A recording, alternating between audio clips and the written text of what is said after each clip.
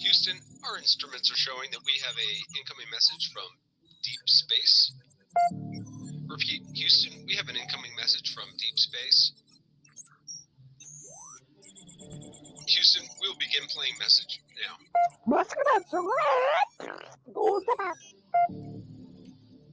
Houston, we're going to try and translate that up here. Hold for translation. Translation complete. We'll begin playing message now. Hey, it's me, Melissa. What do you do when the aliens invade? Take a shot of MK Ultra and watch Melissa Jade.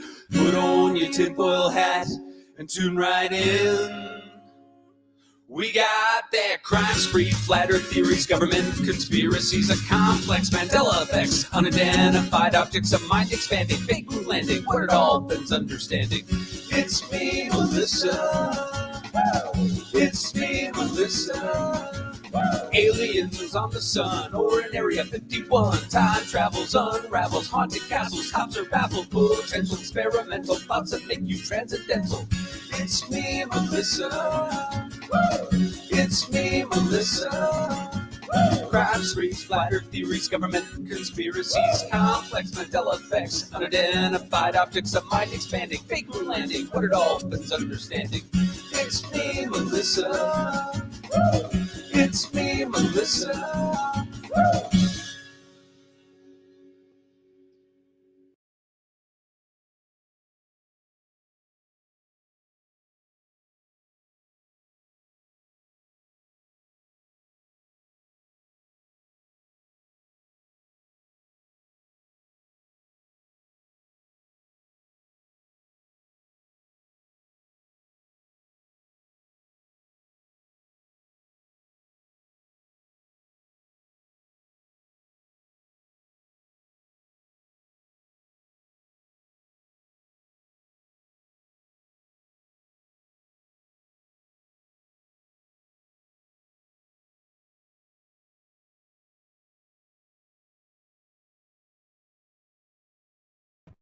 Hello, everybody. Hey, I'm Kay. My Snot Rocket's here. Hey, Snot Rocket. Hey, Angel D. That awkward silence after dancing to the title music. I'm sorry. Hi, Bantam Husky. Chase is on the keys. We have that Michelle. Hi, Michelle. Poor Linda. We have Tess. Nope, not today. We have, let me see, Devin. Hey, Devin, my first live welcome. We're happy to have you here with us. Harlot, People Me. We have Under Review. False striking is a crime. It sure is. Hello, my Mac. Let me see. Stacy, Tess, Mittens for Kittens, Lisa, Daniel, K-Braze, Kelly, we have Neatfoot. Neatfoot's in the house. We have No Malicious. Thank you, Lady V. Sarah Bellum. Let me see. Robin. Hippie Chick.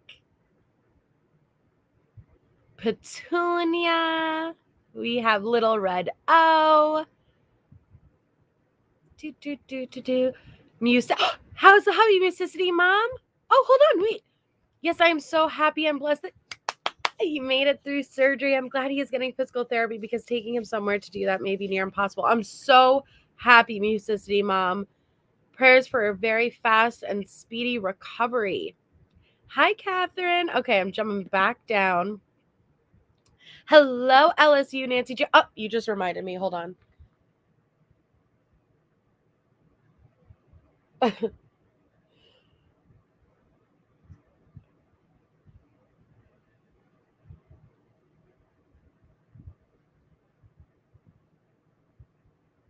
Okay.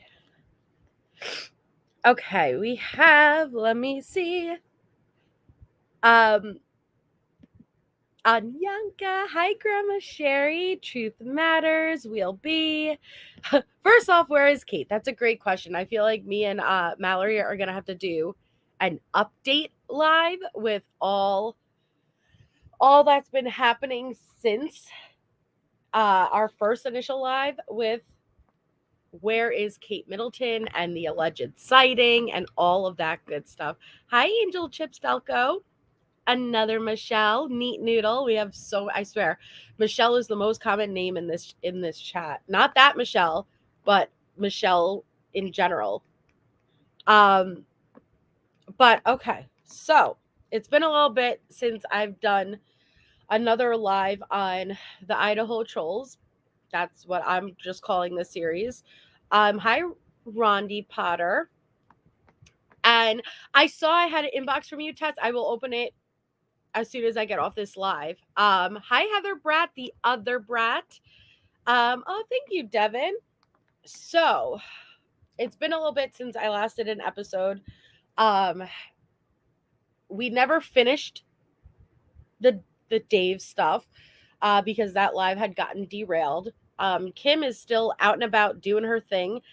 Thank you so much, LSU Nancy Drew, for becoming a member. We're so happy to have you part of the channel. Thank you so much for your support. Yeah, the crazy unicorn. Okay. So I had mentioned it on another panel, but I'm going to let you guys know where things are at real quick as far as the alleged leaked messages between Steve and Brat. Okay? I will be having a specific live as far as receipts and showing everything I need to show. I'm just trying to figure out how to go about it. I want to make sure it's done right, if that makes sense. And so, but I'll at least repeat what I've already stated. The messages, I've seen proof. The messages are legit. I can verify that. You guys could just take that for what it is, or you don't have to believe me at all. That's totally fine. I have the receipts to back that up, and it is what it is. But again, I never really so much was about are these messages legit or not versus the misinformation surrounding. Hi, Gianna. The misinformation surrounding this case has gone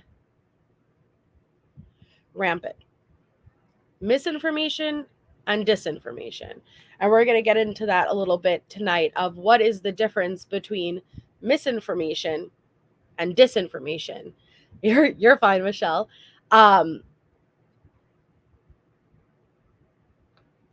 Well, thank you, Gianna. And nobody should just take anybody's word for it.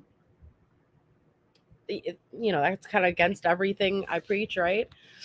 I'm just letting you guys know I have seen the proof. I have the proof. This is most definitely not a fake messaging app. I am going to always continue to say alleged messages between Steve and Brat because I cannot confirm who is on the other side typing on an account. So just for my own, just that's how I will refer to them. But when I say it's not a screen recording fake app or made up text, they are very much real. And that's just that. So thank you so much. No Malicious gave a $10 super chat. She said, Kate, you okay, girl? I don't know, but thank you so much. A lot of people thought that was an old sighting of Kate or her doppelganger. Where we definitely have, I think me and Mallory need to do another live to talk about it. So just a leaf. That is what that is. I will show the receipts when I'm ready to. And that's that. So I'm not gonna go back and forth about that anymore. What is the difference between thank you. Wolfie knows what you did last spring. You're worth $1.99. Well, thank you. Very much appreciated. Thanks. What's the difference between misinformation and disinformation? I want to address that real quickly before we move forward. Okay? And shout out to the person in my chat a couple of weeks ago who corrected me because I kept referring to it as misinformation. And they're like, what you're referring to is actually disinformation. And they were 100% correct. So shout out. I'm not sure who said it to me, but there was somebody in my own chat who said it to me. So thank you, because I educated myself further on it. And I think it's really good for all of us to be aware. Maybe somebody wasn't aware the way I wasn't aware. Okay. Hi, Virgo Mama. Michelle, the best community of all YouTubes. Oh, Michelle, we love you. Hi, Tiffany. That was you, Tiffany. Tiffany's RC. That was me. Shout out to Tiffany. Yes, Keith. Yes, exactly. So, okay, little Redo. Well, thank you for being here. I'll be on tomorrow for Tisha if you want to be here tomorrow. But it was lovely seeing you anyway tonight. No, it's not about being the know-it-all. Listen, if you hear me say something that's incorrect, please correct me. And as you could see, I'm going to look into it because everyone get things wrong, so I was referring to certain things as misinformation, and this specifically what I'm referring to is not misinformation, it's disinformation, and there's a big difference. And I actually think it's really very prominent surrounding the Idaho case. So what's the difference between misinformation and disinformation? And then we're going to apply it to the Idaho trolls. Misinformation is false information that is spread regardless of the intent to mislead. Okay. Misinformation happens a lot in our everyday lives, and it happens often. We are humans and we are not perfect. We make mistakes all of the time. We all forget things. We mishear things, misremember details. Okay. And so we repeat this information, even though we're not intentionally spreading false information, but just from something as simple as misremembering it. Okay.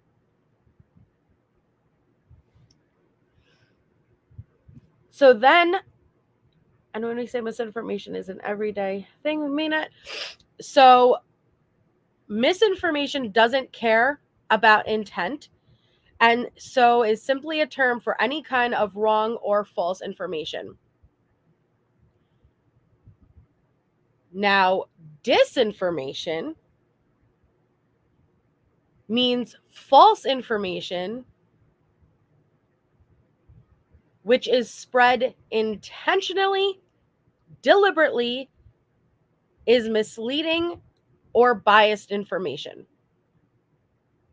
And it's manipulated narrative or facts, propaganda with the intent to mislead you. Okay?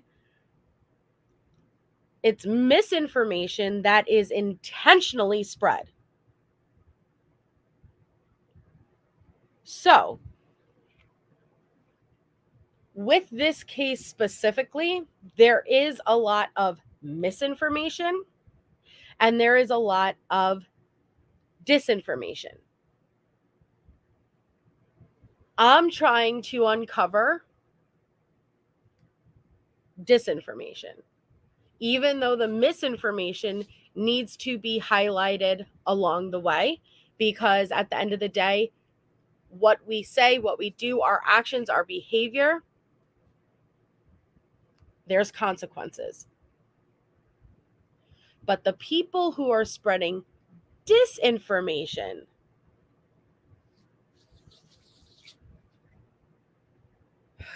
I don't even know what word I could use to describe it, but those are the people who need to be highlighted. That's what needs to be, attention needs to be brought to that. A lot of people will automatically believe what this stuff. Oh, hey.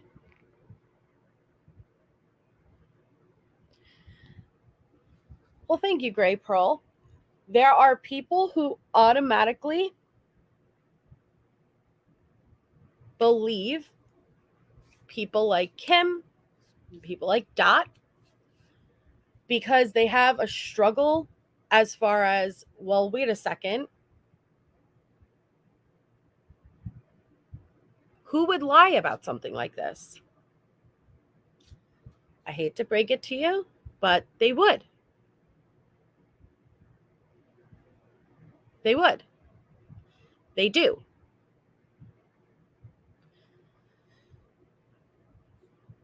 We had Dot who flat out admitted it was a lie. So it shouldn't be a question of, well, will people? They do. People are naive. We all tend to be naive. And so when you listen to somebody say that they have this very inside information, this very specific details surrounding such a horrific case, why, you kind of like, well, why would they lie about it?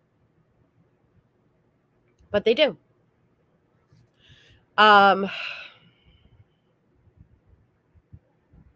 You're welcome for a quote, Mama. So I have been looking at the chat. Yeah, K-Brains. So, hello, Shay. So yeah, I'm gonna be having a live specifically as far as receipts.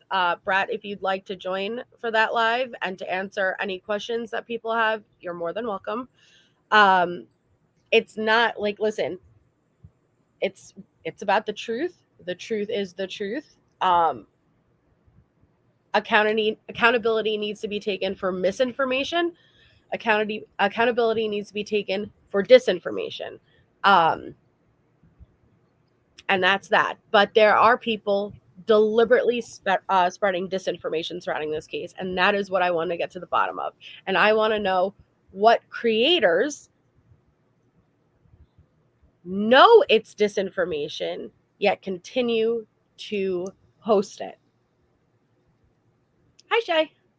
Hello. How are What's up? you?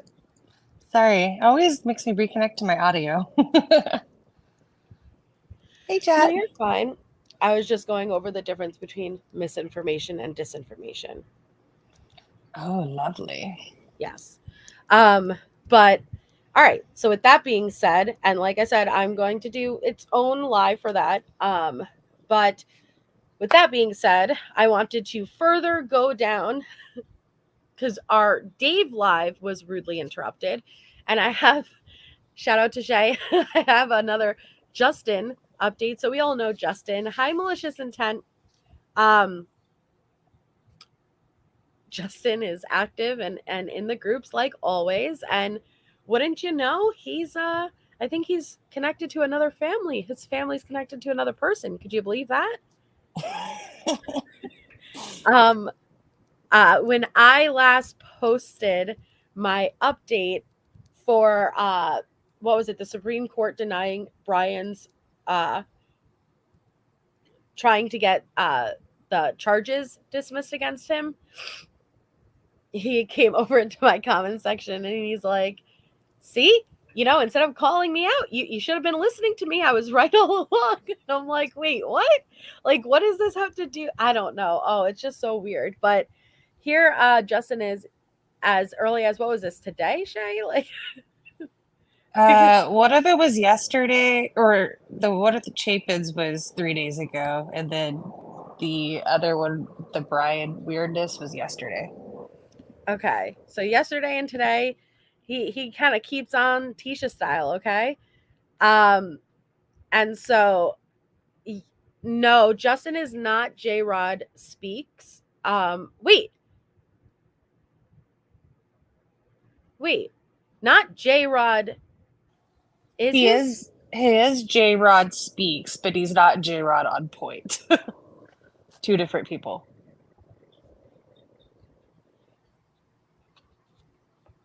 J Rod and J Rod Speaks are two different people. Yeah, there's J Rod on point and J Rod Speaks. Okay, he's not J Rod on point, but he is J Rod Speaks. There's your answer. There's two J Rods.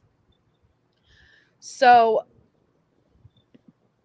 just as of yesterday, hi NT's apple bottom jeans. Here's Yo Legendary. Here is Justin. I woke up to this, okay? I woke up to this. He just keeps on. So, Justin writes, please allow me to introduce you to Brian Flugel. I think that's how you pronounce it. Flugel, right? Yeah. Okay. Older brother of Ashley Flugel. Ashley Flugel's death was a direct result of heroin obtained from Floyd Decker. Brian has been wanting revenge against Floyd. That is his motive and why he went to Idaho and Washington, aka Brian Kohberger. The Deckers, along with Saudi gangs, run the Econo Lodge, no-tell motels in Idaho. Steve and Chrissy have both worked at those very same no-tell motels as front desk managers. Steve and Chrissy ran a company called Cloud 7 VIPs. They brought in a partner, Marcia Siha. Marcia Siha owns Hanks Escorting LLC. This LLC only exists on paper. It is not an actual operating company. It's a ghost company. And I drop the fucking mic. Boom. Okay. And he So, just got laughs on that post. Sorry. I'm wondering now if they just let him post because it's random. listen. I mean, why does it always change? Okay. That's my question. So I'm going to, there's a lot of the posts from Justin that I never finished going through in previous episodes of this series. And so we'll pull some up to do a comparison. But my question is, why does the truth always change? Why does the narrative always change? Because I've heard Justin say, we've all heard Justin say pretty concretely, like, this is what it is.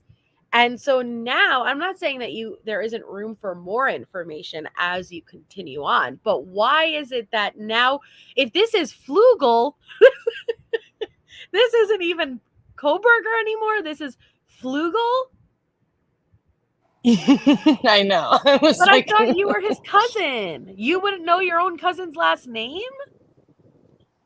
Am I like, he said Brian was his cousin, right? I believe so. So what happened? No Now idea. Kohberger is no longer Kohberger. Kohberger is now Brian fucking Flugel. Mic drop. Okay. Now, is this misinformation or is it disinformation? What do you think, Shay? Disinformation. I think this is disinformation. Um, Cloud 7 VIPs was registered by Marcia. She's an attorney who registers lots of businesses, including an escorting company, but she's not Steve's partner or a part of the company itself. Oh, well, thank you.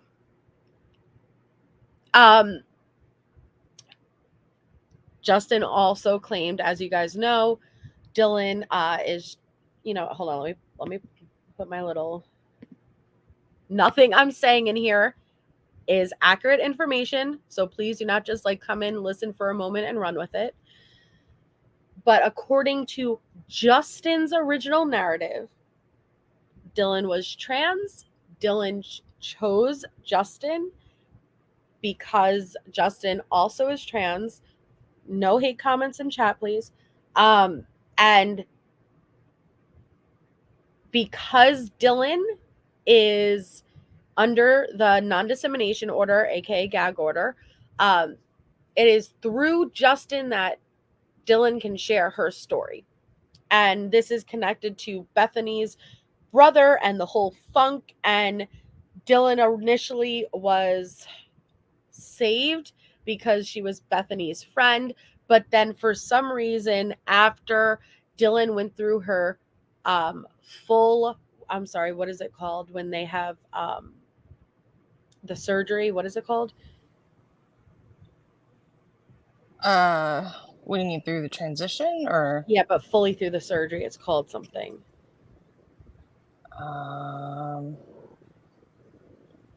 thought it was just transition. I think there's a specific, once you acquire the surgery, it's either way.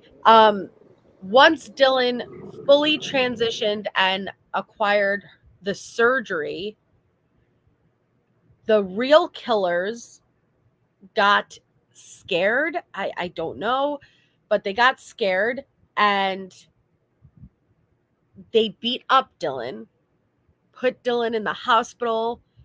Dylan had to have dialysis, potential kidney transplant, all of this stuff. Justin also said he himself is working for the defense, but is not under the gag order. Okay, that was the original narrative. And then it somehow snowballed into Justin and his family is related to every single person in this case. Justin is going to be the secret witness that is called at trial. It's just a never ending rabbit hole. And so that's the question is, all right, is this somebody who is very caught up, very confused, and making their own connections and falling deep down the rabbit hole? Or is this somebody who is intentionally spreading disinformation? I think it's disinformation because he gets involved in so many different cases. Justin? Yeah, apparently. Oh, interesting. I'll have to look a little bit more into that. So let's go to the second post from today. No, 2 days ago. Okay. So this post, I'm a Chapin. Fact.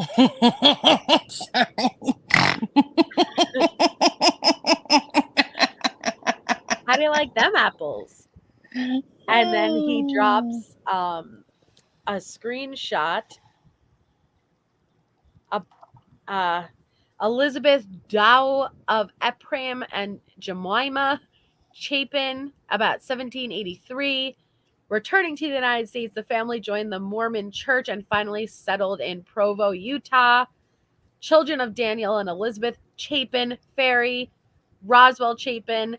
I don't know if this shows a familial connection to Justin, but listen, if you trace anybody, like your own lineage back, you're going to notice there's going to be have you ever heard of the 9 degrees, was it 7 degrees of separation or 9 degrees? I don't remember, one or the other. It's 6 degrees of separation. Okay, so 6 degrees.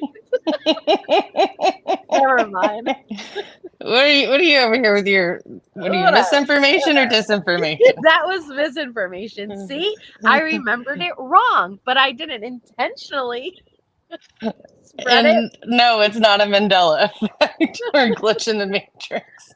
Okay, see, 6 degrees. Yeah, 6 degrees of separation. There's something that's called 6 degrees of separation, and that means that you could pick anybody in the world, and you can connect yourself to them through 6 degrees of separation. Through 6 different people, you will be able to connect yourself. Yes, Donald Trump.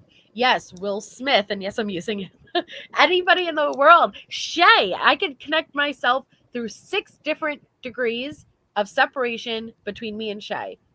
It's an actual thing because we're not too far off from one another. It's really not crazy. I thought it was Will Smith. It's not. It's Kevin Bacon.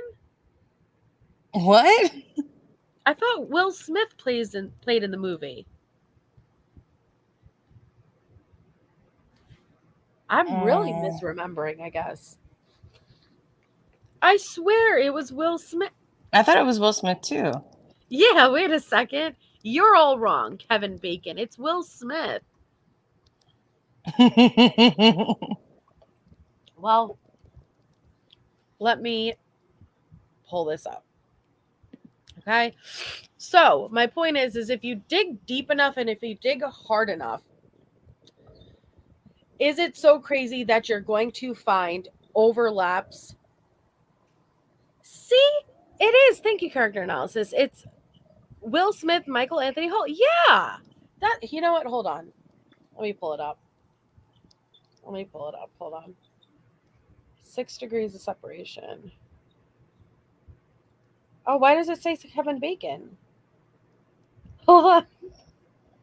Movie. 6 degrees of separation movie.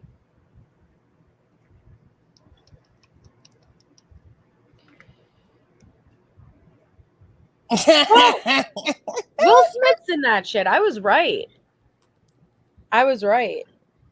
It's Will Smith. Yeah, who could forget Will Smith? Will Smith, Stockard Channing from Grease, Donald Sutherland, Ian McKellen, J.J. Abrams. Yeah. So I don't know where you guys got Kevin Bacon from, but okay. Either way, my whole point is you could connect anybody back. So if you look hard enough, if you really dig hard enough, and Justin's digging into the 1700s, okay? Like, no joke, you saw that. The 1700s. Is it crazy that you're going to find maybe a common name that overlaps that you're intentionally looking for? And they say if you look hard enough, you will find something. Okay. So let me go back to some of the stuff we were going through. Going over the Tisha lawsuit. No, that's that. Okay. So little recap of then where Justin led to. Okay.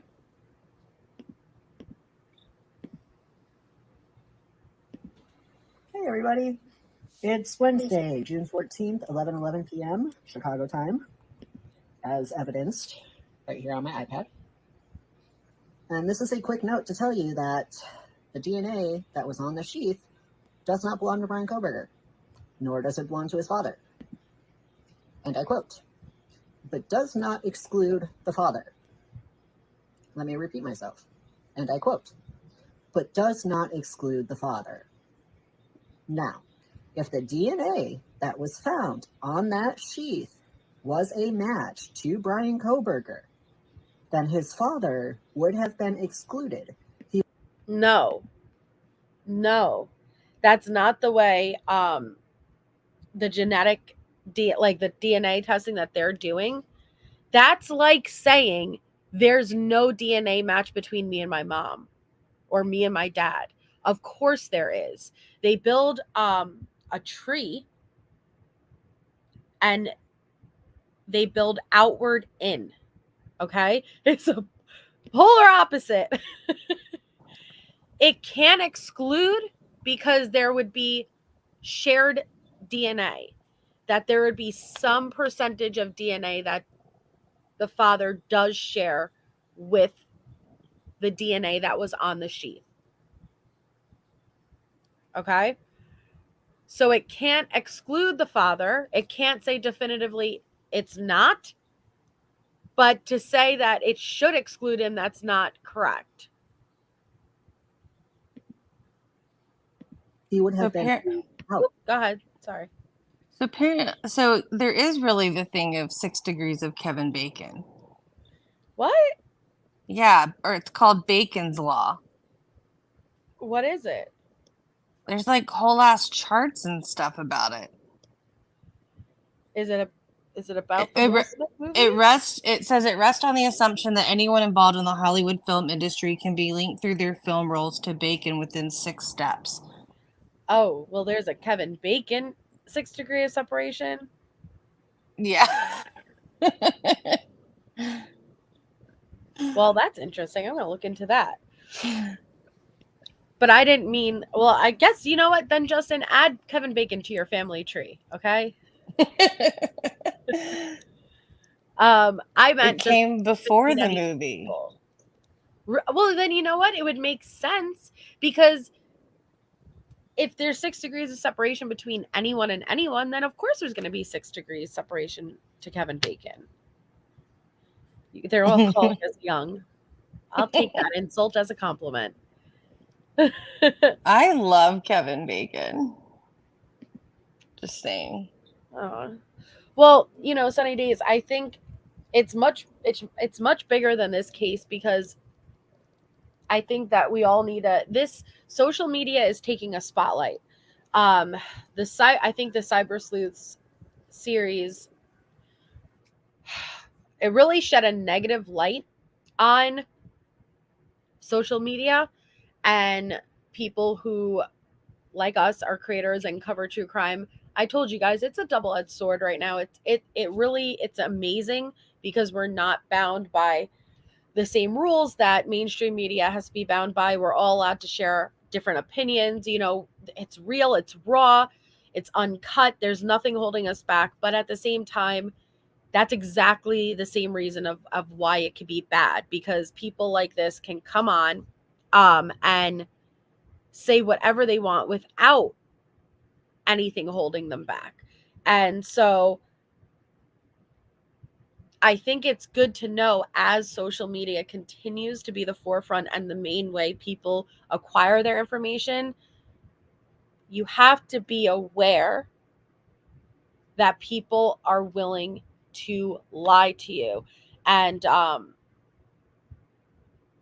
they're willing to lie about something as horrific as a quadruple homicide.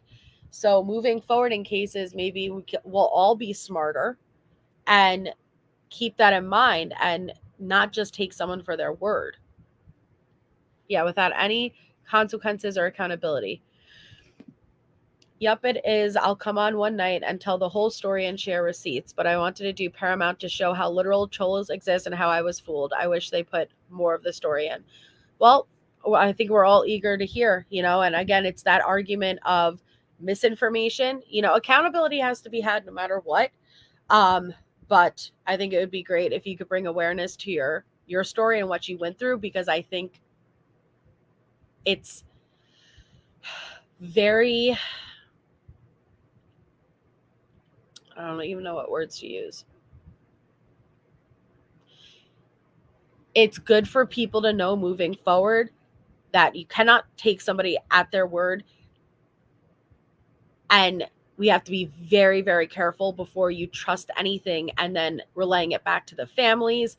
The whole situation, people are willing to lie, people are willing to go to great depths, and you'll find out more about that, I guess, when Brat shares her story and what she went through. But either way, misinformation versus disinformation, guess what? It both has damage, because even if the person sharing disinformation shares it to somebody who believes them, then that person shares the misinformation because, as far as they know, they believe it. So it's legit information. And either way, it's still going to either get back to the victim's family, it's going to get back and potentially affect the case. There's a lot of different possibilities, and it all needs to be known.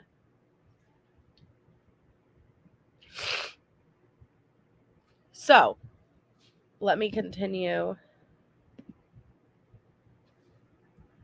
Yes, Anyaka. And just because someone highlights something on a paper doesn't make it proof if there's no context behind it. Smoke and mirrors. Yes, exactly. As a suspect, but that did not happen. Why didn't that happen? Because that DNA on that knife sheath does not belong to Brian, nor does it belong to his father. It belongs to someone else entirely unrelated to them. That is what the prosecution is hiding. The prosecution has that DNA evidence, which exonerates Brian Koberger, but does not exclude the father. This isn't Brian's DNA. Oh I my don't know. Like, gosh. let me know in the chat. Is there anybody who, because I remember that was a big deal when the PCA came out, does not exclude Brian Koberger. I can understand. I don't blame people for having questions. I don't blame people who think maybe there's somebody else who was involved. Listen, those are all natural, fair questions. But what I don't like is repeating things as fact when you do not know. And doing this type of stuff, because that is not what does not exclude the father means. But is there anybody, to be fair, is there anybody here who does think, hey, yeah, no, that does mean it excludes Brian. It's not Brian's DNA. That's not how I interpreted it at all. Right. I mean, I take it exactly for what it is. I mean, that's when you're looking at the evidence to get the probable cause, but they did the buccal swab whenever they arrested him, so they have his DNA that connects him to the knife sheath, according to the documents. So, I mean, that's And where I kind of feel like he has a moot point. Right. And it isn't supposed to be 100% match to his father. It wouldn't be able to exclude it if there was common DNA there. But I do like the concern as far as genetic testing, because it hasn't, what was it? Is this, it's been used to clear a lot of people's names of past crimes. It's been used to convict people, killers. What was it? The Green River Killer, right? It was the Green River Killer, right? We mean the Ridgeway? Yeah, Gary Ridgway. Yeah.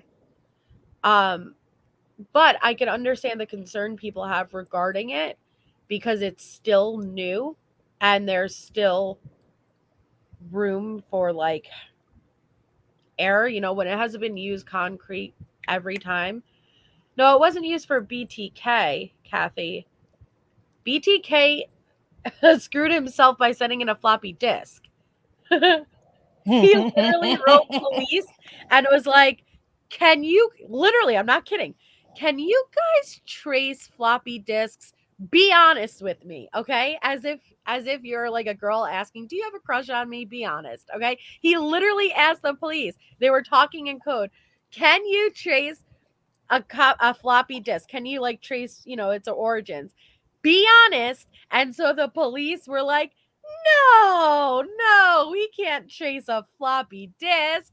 And so then he sends a floppy disk and then they trace it. That's how freaking BTK got caught.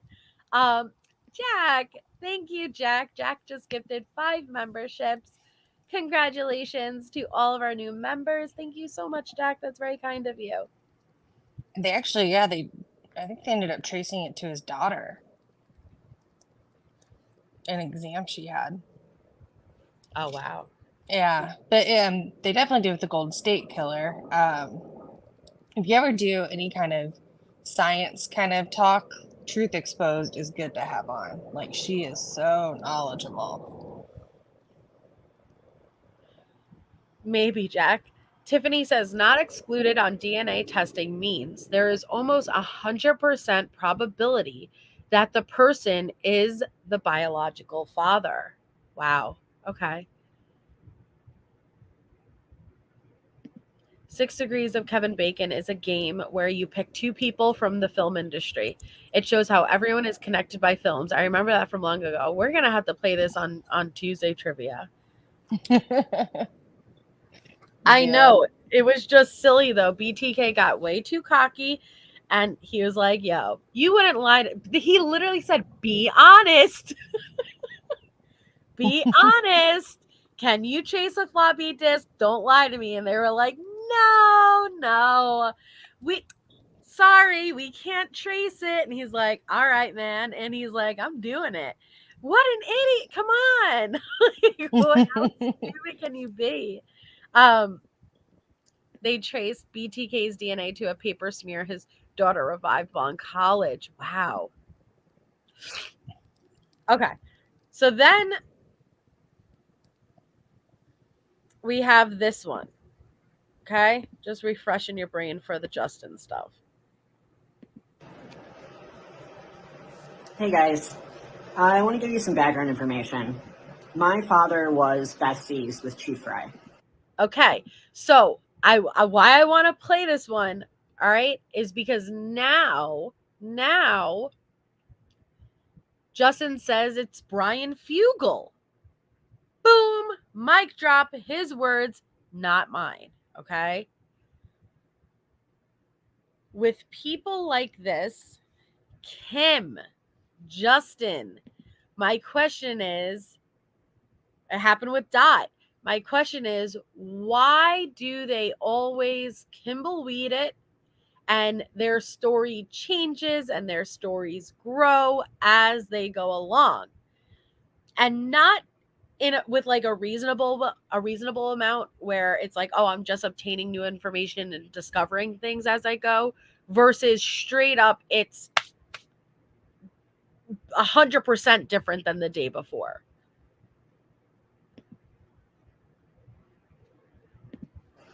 My father worked with Chief Fry. My father worked with Chief Fry's father. So father was besties with Fry.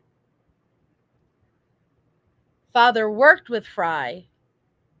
Father worked with Fry's father. My Aunt Linda also worked with Chief Fry and Chief Fry's father. Aunt Linda and Papa worked with Chief Fry and Chief Fry's papa. They all worked together at Merco Latino, which was a technology company before it went under and got bought out and renamed Marco Technologies. My Uncle Dave is a dentist and orthodontist. Don't you ever forget about Uncle Dave, all right? Please don't forget about Uncle Dave. He's the main character. He's the star of this show, okay? He knows the Funk family. My cousin Nikki is a cop for Rock Falls and Rockford PD. She knows Brent Kopacka. Okay? You following it? It's a lot. It's a lot. And all of this, don't forget what his original story was. His original story. I was chosen. I work for the defense.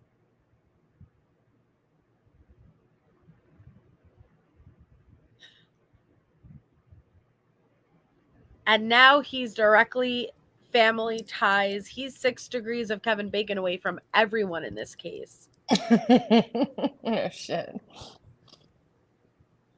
And I got assigned to Kyle Payne at Fort Benning as my CO. So Brett Payne, one of the officers who was there, one of the officers who wrote up one of the affidavits. What was it? The Pennsylvania affidavit? Right?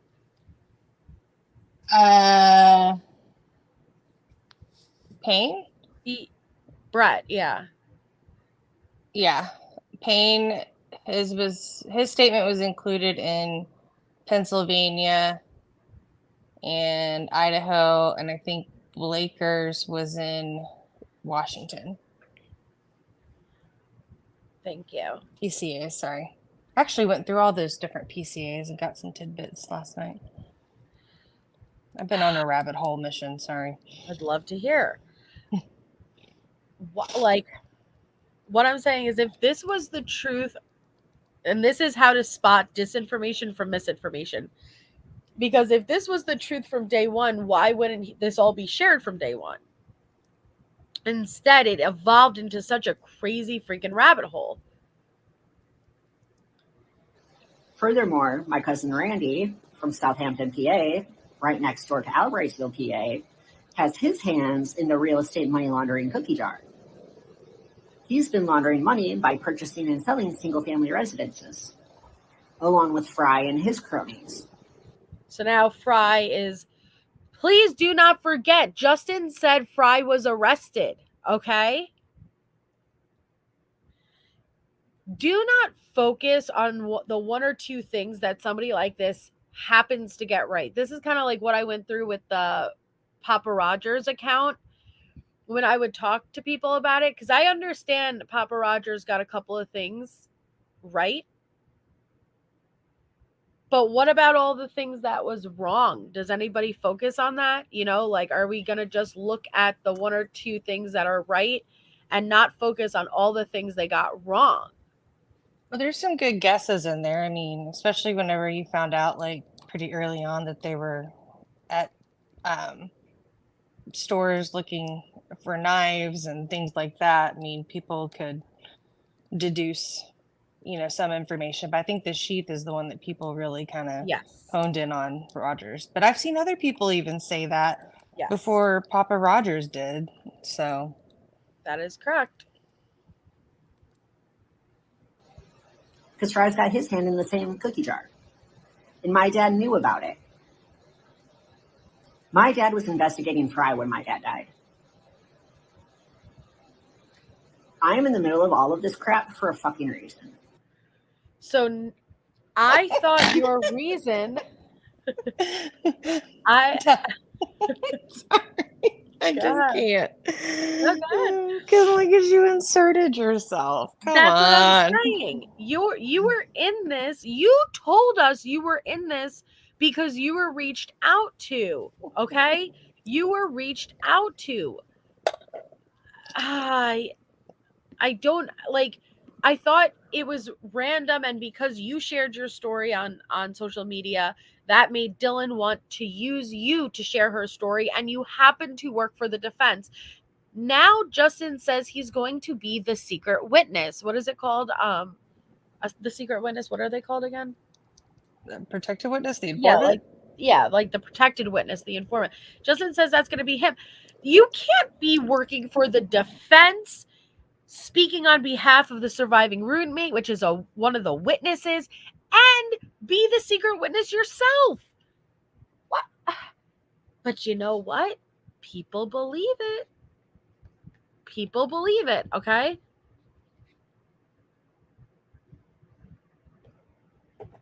All right, so let's go through a couple of other things. I'll walk back in the history of a couple other things Justin shared. So again, this is a compilation. We went through some of them prior, so let's go through some more of what Justin is posting and saying. Is this misinformation or is this disinformation? Oh, Gianna, people believe let me answer you with this. People still believe Dot. How?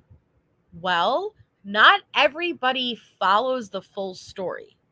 Not everybody is going to attend every live, every TikTok, whatever it is, and watch as it becomes exposed that they are lying.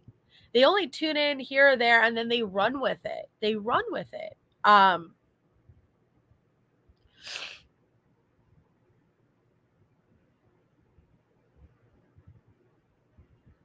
Okay. Yeah, people put him well, and that's another question, okay? Creators who know it's not accurate, whether this person is misinformed, they genuinely believe it themselves, or having disinformation being spread, there are creators who platform these people for their own self-benefit. So, the mysterious link that isn't a victim, nothing to do with a victim, to be honest. Brian will walk free. What Steve is going to find out, well, he has no idea what's coming. No one does. There is something much bigger going on here. The information not being talked about is to protect the informant and his identity. He is too valuable of a witness for his identity to be revealed. Now, with that being said, we know, well, there's been whispers and talk about a secret witness, an informant. I think that's to be expected. So again, just because a couple of things end up coming out to be true doesn't make everything they said to be true. And I said, keep this in mind with Kim, because later on down the road, if it comes out that kids were talking via Snapchat prior to 911 being called, or Bethany and Dylan were awake and alert and they were messaging back and forth in the hours leading up to 911 being called, that doesn't mean they were right. No. Because 99% of everything else was garbage. A broken clock is right twice a day too.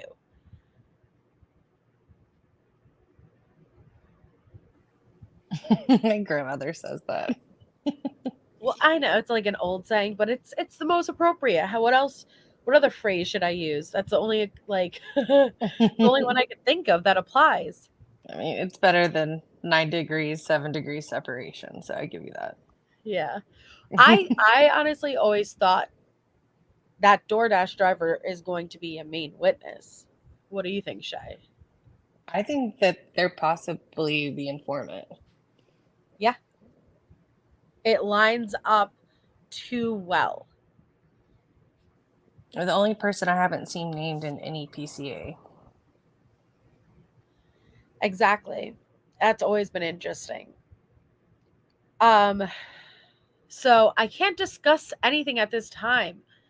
All I can tell you without compromising anything is that this did not start when people think it did. It goes back further than 2022. So my question would be, are you still working for the defense? If you're still working for the defense, this is a major issue. Kim has literally said every possible theory, in my honest opinion. So when it comes to trial, she will scream, "See, I was right." It all circles back to that email, you guys. Everything circles back to that email. When it comes out that that's not what happened to the victims, I don't give a flying fuck anything else she said. And not to be rude, and curse, but I don't care, because that is the most major part of it all. That's the biggest thing ever. So I don't care, because a bunch of us had similar theories regarding everything else. So no.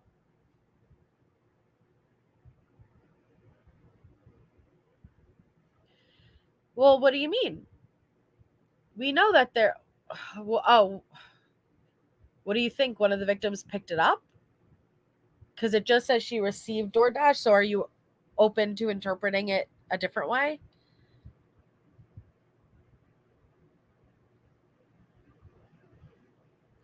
I'm just saying, Angel. I'm just saying, okay? I like hearing people's theories. I will be right back. I got to make sure my little one is getting in the shower. Okay. So he says, from what I understand, it has to do with a crypto Ponzi scheme. A crypto Ponzi scheme.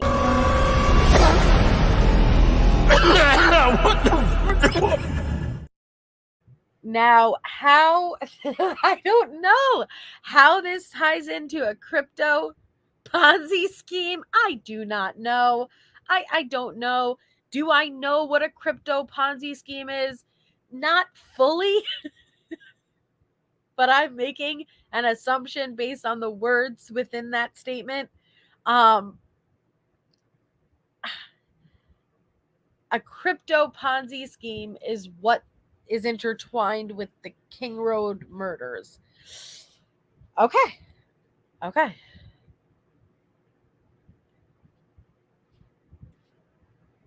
So let's see. Steve absolutely cannot have the information being withheld. It will put the informant in serious danger of being taken out before trial and the MT. All right. So Justin is putting forward that the threat is still very much legit and it exists. So much so that if the wrong information gets out, it puts their life in jeopardy. Yes, Rondi.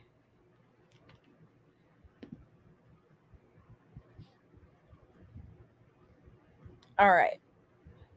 The debt that all men pay is death. Riley. It's a message from Riley.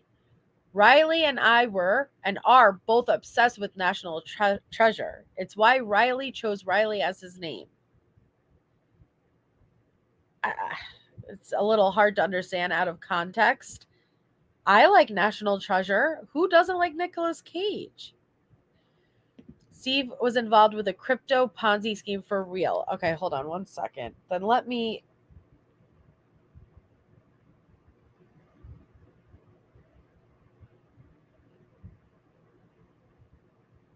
Crypto Ponzi scheme.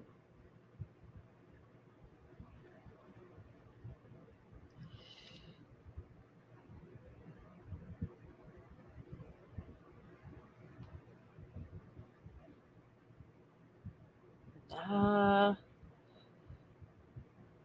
right, there isn't a straight Google answer. So, it's a Ponzi scheme using crypto. That's basically how I interpreted it. So, but was Madoff with crypto? I don't think Madoff was with crypto. Hi, King Scarlet. I am into crypto, and no, he wasn't. Hi, J Lord. I don't know. Ah, Angel. What are you saying? I'm not funny medicated?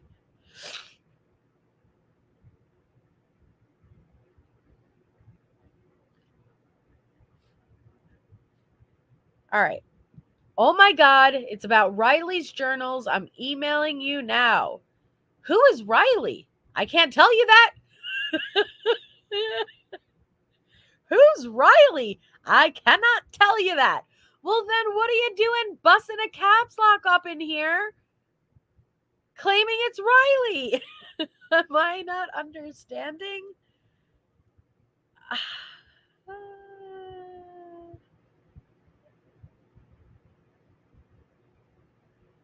So it's about Riley's journals. Who's Riley? Can't tell you that.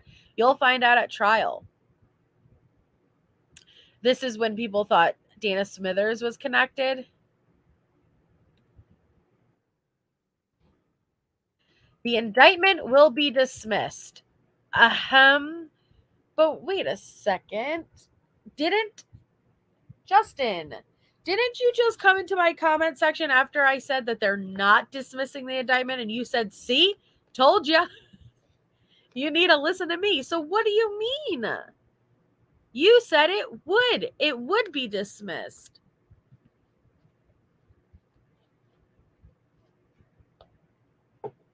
Prosecution does not have a case. The DNA the prosecution is withholding does not belong to Brian. Remember this, guys. There's this pesky little thing called due process. When the prosecution does DNA testing and that DNA is a match to the defendant in the case, the prosecution is bound by the court to hand that evidence over to the defense. The only time the prosecution can legally withhold DNA evidence is when that DNA does not belong to the defendant, meaning the DNA test results did not find a match to the defendant. It was a DNA match to someone else entirely. This means Brian has already been exonerated, and Ann Taylor has that motion to dismiss ready to go. Well, spoiler alert, because here we are so much time later. And the Idaho Supreme Court just last week denied to even hear Brian Kohberger's motion to dismiss the murder charges against him. The accused quadruple murderer reached out to the state's highest court after a district court judge denied the same motion.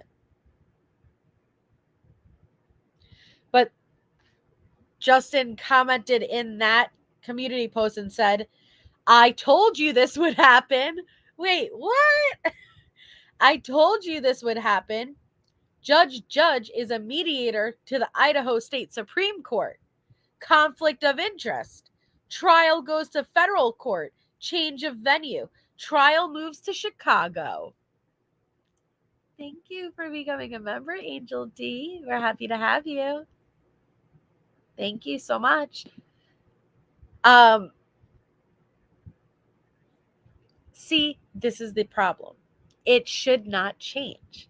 Just because time passes, what you say should not change. Then it's not the truth. The truth does not change. So here, you said it's going to be dismissed. Now that it wasn't, you say, I told you it wasn't going to be. No, it doesn't work like that.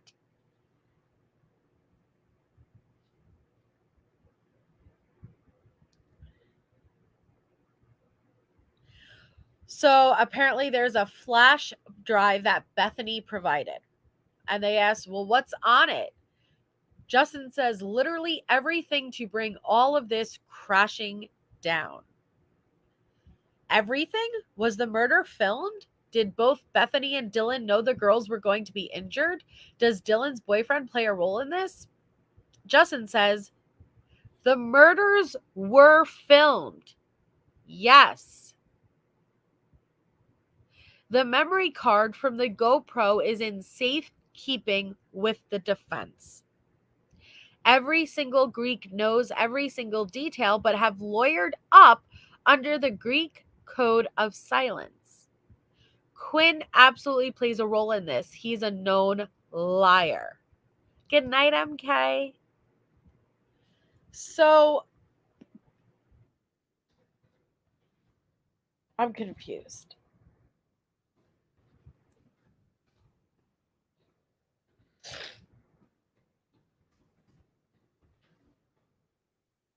My question, is this not a current narrative going around? Do you not see creators posting about the murders being potentially filmed?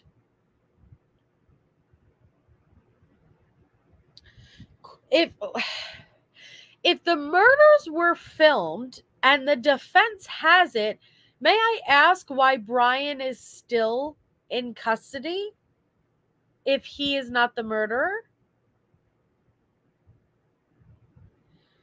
But I've been telling you guys, look at the parallels, right?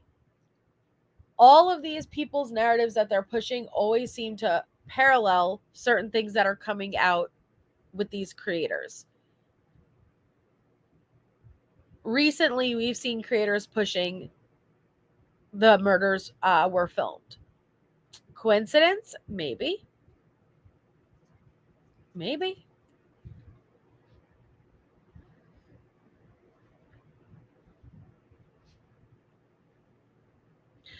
So also what I think is really messed up is here we are again.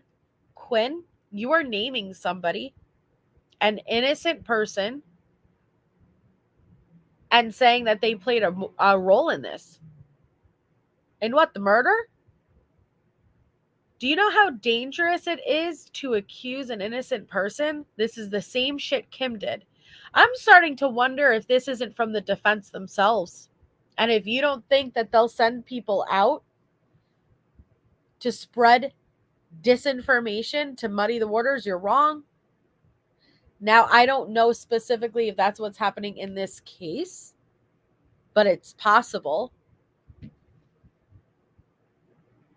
We've even heard Steve speculate if it could be the defense.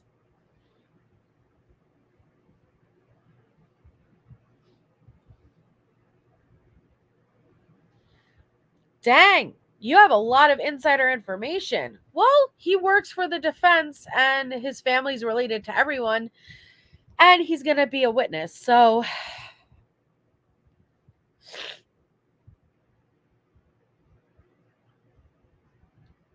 So what's on the flash drive? Literally everything. Everything's on the flash drive. All right. Ready? Here we go again with naming actual people. The car was a 2017 Hyundai Sonata. The two people in that car were EB and SC Jr. What I want you to, because I'm pausing, what I want you to, I will not repeat the names, but Kim, when she first came out on Drunk Turkey Show, named 5 people, first and last names, legit people, not made up people, as being the murderers and being there. One of those people, this is their initials. I will not say the name because I will not say it in conjunction with an accusation. Then as time went on and the whole Emma and Demetrius narrative came out, Kim intertwined them into her story and theory, which also is the other initials in this. So why are these people blaming the same people? Is that coincidence? Or is this the intent? Is there something bigger going on? So the two people in that car were EB and SC Jr., which I have been saying since December, but no one will listen to me. Ready for this? Brent is alive and well. If you look hard enough, you will find out where he is. He left a clue before he fled for safety. He is talking about Brent Kopaka. Oh my goodness. Do you know how disrespectful it is to claim that this man who is no longer with us is alive and well? I know that we become desensitized when covering cases like this, but you cannot forget these are real people with real families. And the stuff that's been surrounded with Brent Kopaka, it's really sad how far it's gotten. It's really, really sad. But what do you think that does to the family when they see this type of shit?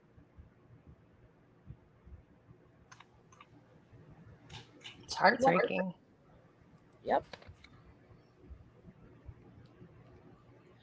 The weird science is about the trans piece of this that everyone continues to ignore, pretend, and deny is not there and does not exist.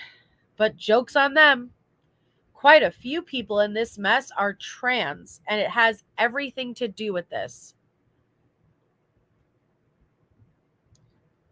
Justin claimed Dylan is trans.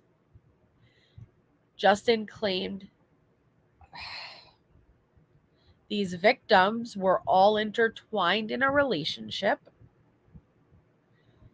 That Xana was Ethan's beard, which minimizes their relationship completely. There's nothing that comes good out of this murder at all. But the one comforting thought I could imagine, we've heard at least Steve say, Kaylee and Maddie were together through everything, and they were together even when they passed. Same with Ethan and Xana, right? They had such a beautiful relationship. They were such a young, lively couple, and they are at least together, right? I think it is so disrespectful and minimizing, and you take away one of the comforting things of knowing they were together by minimizing and saying it wasn't real. It was a fake relationship. What are you? They're not here to defend themselves. And then Justin said Ethan was specifically in a relationship with other males and named the male, one of which who is no longer here either. So, like,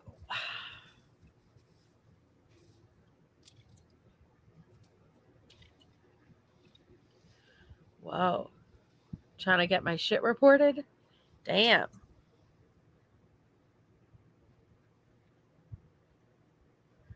I think it's really messed up. I'm totally in support of everyone having their own theories, own opinion. You could speculate. But this type of shit's too much. Mm-hmm. It goes way too far. Like, you're outside any kind of fact base or what we know the facts and speculation. Right. So he says, why do you think no one knows the truth about Hannah? Hannah's own biological sister has not been told the truth. I can't even bring myself to tell her, but I'm going to have to at some point. Ethan and Xana were not lovers. They were best friends and soulmates, but they never actually dated each other. Ethan was dating Hudson up until Hudson was murdered. Okay? These are people who are not here to defend themselves, who are not here to speak for themselves. Hudson was another young man who passed away, unfortunately. And so now you're taking him in and intertwining his death. Who are you to speak for these victims? Like, it's very wrong. And Hannah's dad specifically asked that she not be spoke about. Yes. They asked, do not speak about Hannah, please. Yet here you are. I wish somebody could, like, I don't know, take some legal action to it, because this goes way, like, beyond too far. Well, at least specifically regarding this case, Shay, they will. They can't yet. They really can't yet. Like, the people who need to file cannot file yet. They will have to wait till after trial. Because right now you can't do anything really. I mean, I guess you can, but you really can't full on do it until after trial, after conviction, everything's said and done. But it's really sad that while they're dealing with what they're dealing with, they would have to keep up with this type of crap.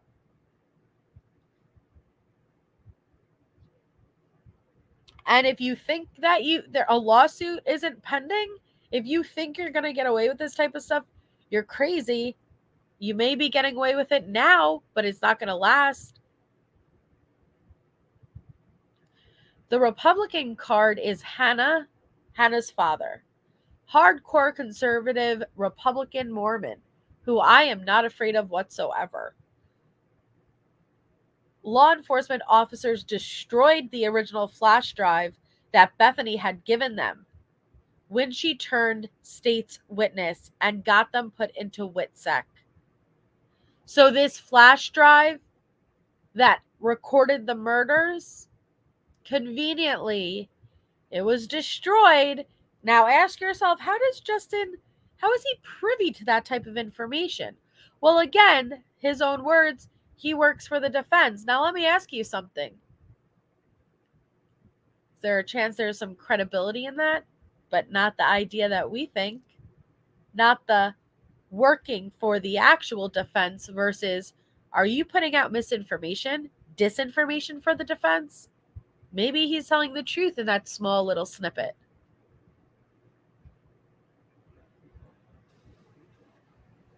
Joke's on them, because I know who has the second flash drive, and that is in safekeeping. So thank goodness, because Justin knows somebody who has the second flash drive of the murderers. So this entire case is going. Do you think the defense? You said the flash drive is safe in the defense's hands. Now, law enforcement officers destroyed the flash drive. So this entire case all the victims' truth, it's all intertwined and it's in your hands, Justin. Thank goodness you know.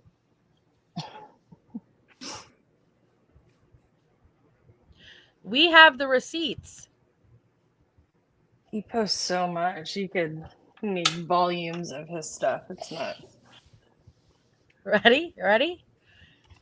My handler, okay, is my go-between with Ann Taylor. So Justin has a handler. I'm starting to think, can there be some truth to this, guys? Can there be some truth to this? But not for leaking legitimate information. By targeting somebody who will do exactly this. My handler is my go-between with Ann Taylor. She knows all about me. You're goddamn right she does. The same way she knows about every single thing that makes their way to the internet. You don't think Ann Taylor knows everything anytime somebody comes out and speaks to have inside information? You don't think Ann Taylor knows about that? This woman's job is to represent Brian and to find exculpatory evidence. You don't think she knows? And if there was even any validity in what you're saying, you wouldn't be out here. The same with Kim. If there was any validity in what Kim was saying, her daughter would already be brought in.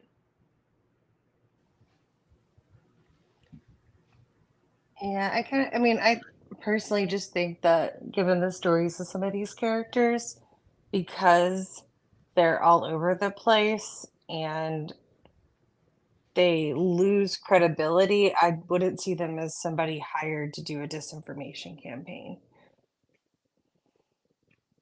Because it's not just like one narrative they spew, you know? It's very messy.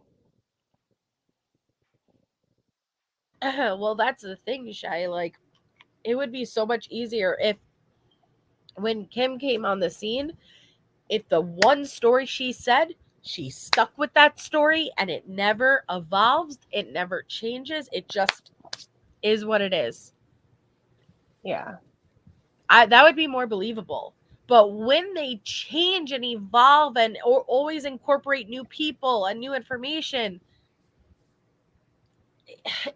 that's not the way it works. It's amazing. So Anne knows all about me. I'm laying low for the most part.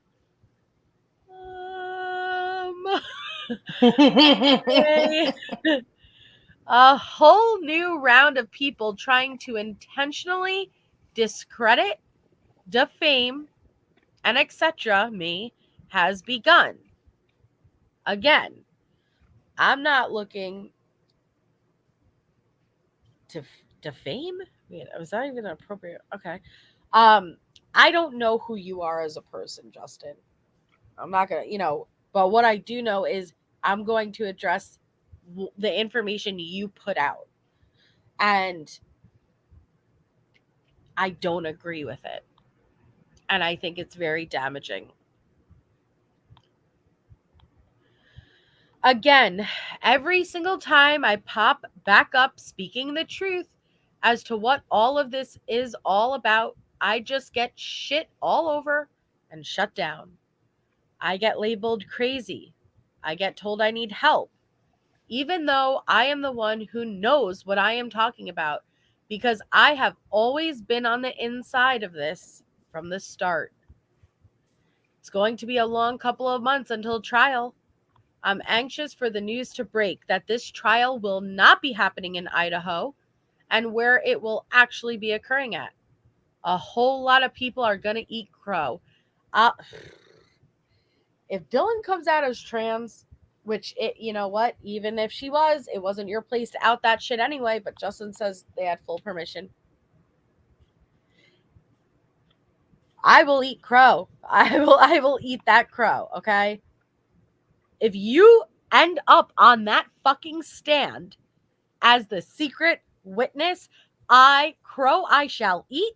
Crow I shall eat happily. Okay? I don't think that's going to happen. If it comes out that you are literally related to every fucking person in this case, crow I shall eat. And I will do it happily. Trust me.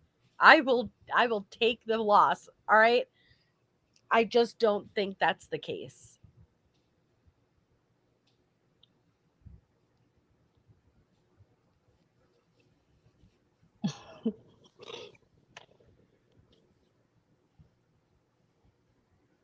Then he gets nasty. And I don't want to highlight too much of the stuff because Hannah's family asked for Hannah's death not to be spoken about and especially made a conspiracy. So I don't want to get into that stuff, but he very much focuses on Hannah's death and intertwines it with Kaylee and being the mean girls and Hannah's brother vowing for revenge. So again, taking another innocent party and involving them in murder. These are people. Okay. Everyone is 100% interconnected in ways you could never imagine. I think we learned that from your last video we watched. You know, everybody in your family is connected to everything. Okay. Xana, Kaylee, and Maddie were targets to be, and I quote, terminated. Ethan was only ever supposed, I'm not going to say that. He was never supposed to die. They wanted to do that to send a message. But Xana and Ethan were originally at Ethan's sister, Maisie's place that night. But Ethan got a phone call or a text that caused him and Xana to go to Sigma Chi. Is this what the families need? Is what you're doing fair to the families? What about Ethan's sister? You're now pushing out a narrative that intertwines her with knowledge of what happens with her brother.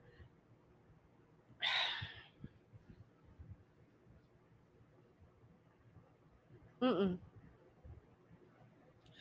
At Sigma, a specific female slipped Fent into Ethan's drink. What she did not realize was that she accidentally slipped him too much. Ethan, technically speaking, died. But Xana got Narcan from BF or DM and revived Ethan and saved him.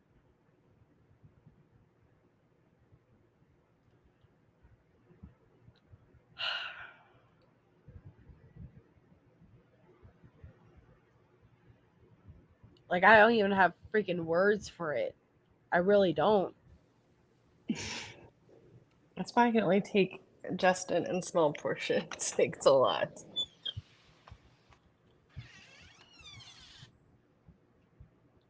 These are real people.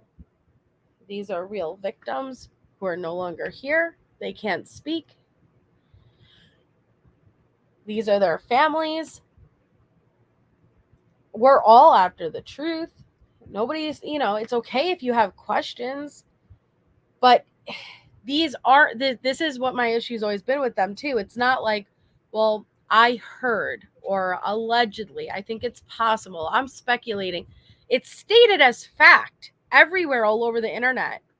And people believe it. You don't realize people believe it. And it's just so messed up. It just takes one little seed to plant it in somebody's head. Yep.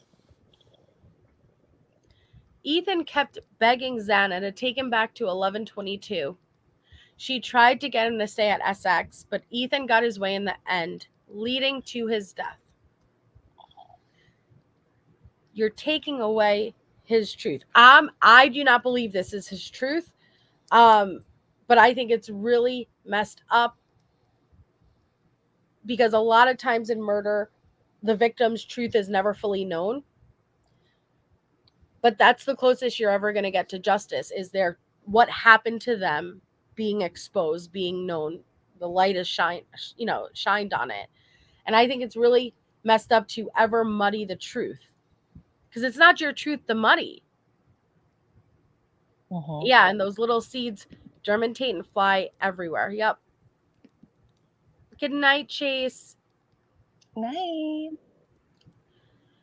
The drugs have everything to do with this. Sounds familiar, right? The sugar daddies have everything to do with this. The human and child has everything to do with this. Multiple people, including myself, being trans has everything to do with this. The military has everything to do with this. The NRA and the Republican Party and the Saudis and the cartels. Oh, my Lord. Misinformation, disinformation. Is this intentional?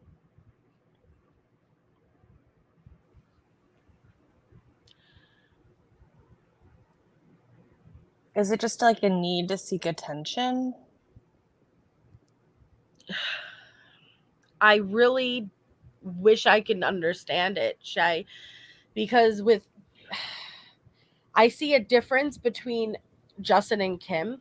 I see a difference between Dot and them. But where do they overlap? And we'll get into some of that when I show the receipts and we do that live. But I don't know. Like I said, I can't answer why people are willing to do this type of shit. I just know that people are. So Justin says, you don't even want to know how many people I am blood related to in this whole ass mess.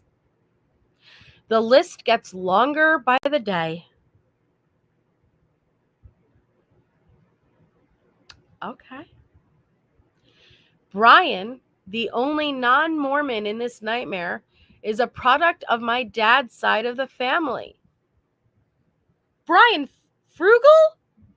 And you didn't even know his name until today? His cousin. It's his cousin, and he didn't even know his name until today? Oh, damn. All right. Everyone else are products of my mom's family.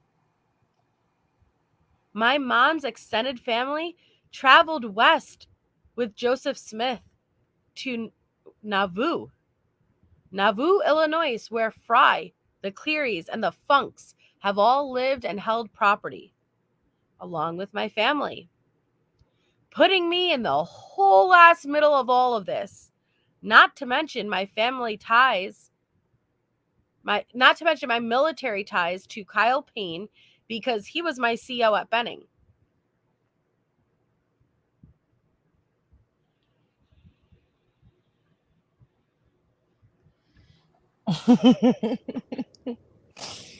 Oh my gosh. Ready? I am the link. Look at me, Shay. I'm the captain now. All right. Justin says, I am the link. I tie every last one of these clowns together, not only by DNA, but beef between families. I know exactly who did it, but I can't say who in these comments. But there are 7 guilty parties who actively participated in the crime. Bullshit. This whole case is surrounded around Justin. How does it go from where it started to where it is now? See, Krista, that's my point. I see so many similar statements on most of the true crime channels. Thank you for some actual logic. That's my point. Thank you for being here, Krista.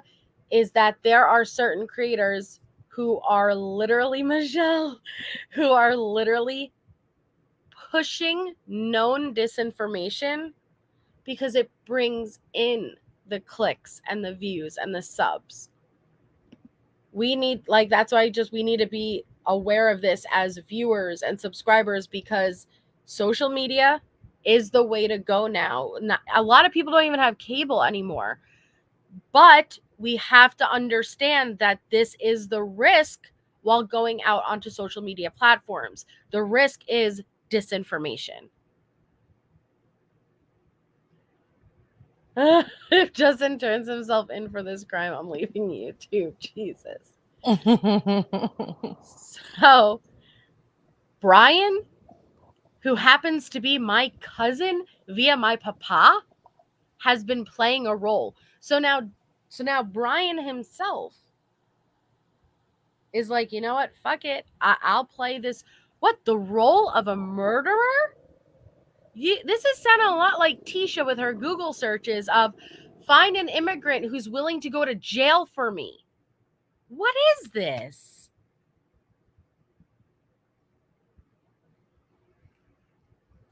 It's that Tisha logic. Yeah, it's Tisha logic.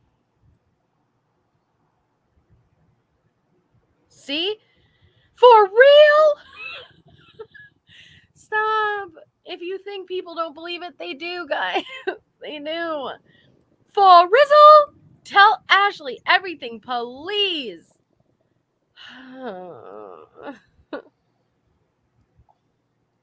Okay. Motion to dismiss is already written. The prosecution never had a case from the start. It was never Brian's DNA on that sheath to begin with. It was someone else's entirely. I agree with you wholeheartedly. Oh, la Lord. See? This is not true. Brent, Darren, who is Brent's best friend, he's alive. He is a man with a family out there. And Brian were all at Brent's apartment in Pullman the entire night. Ann Taylor has the GPS data from all three of their vehicles proving this to be true. You are taking a deceased man, an innocent man, and a man currently awaiting trial while being charged for these murders, and you are claiming to know exactly where they were together. That is so messed up. One, how would you know that? How would you even know where these three men were? But to tie them all together, and even like someone who's not here to defend themselves, and another man who has an entire family out there, he's innocent, he was nowhere near, he wasn't even in the state, and involve them in this fucking, like, what are you doing?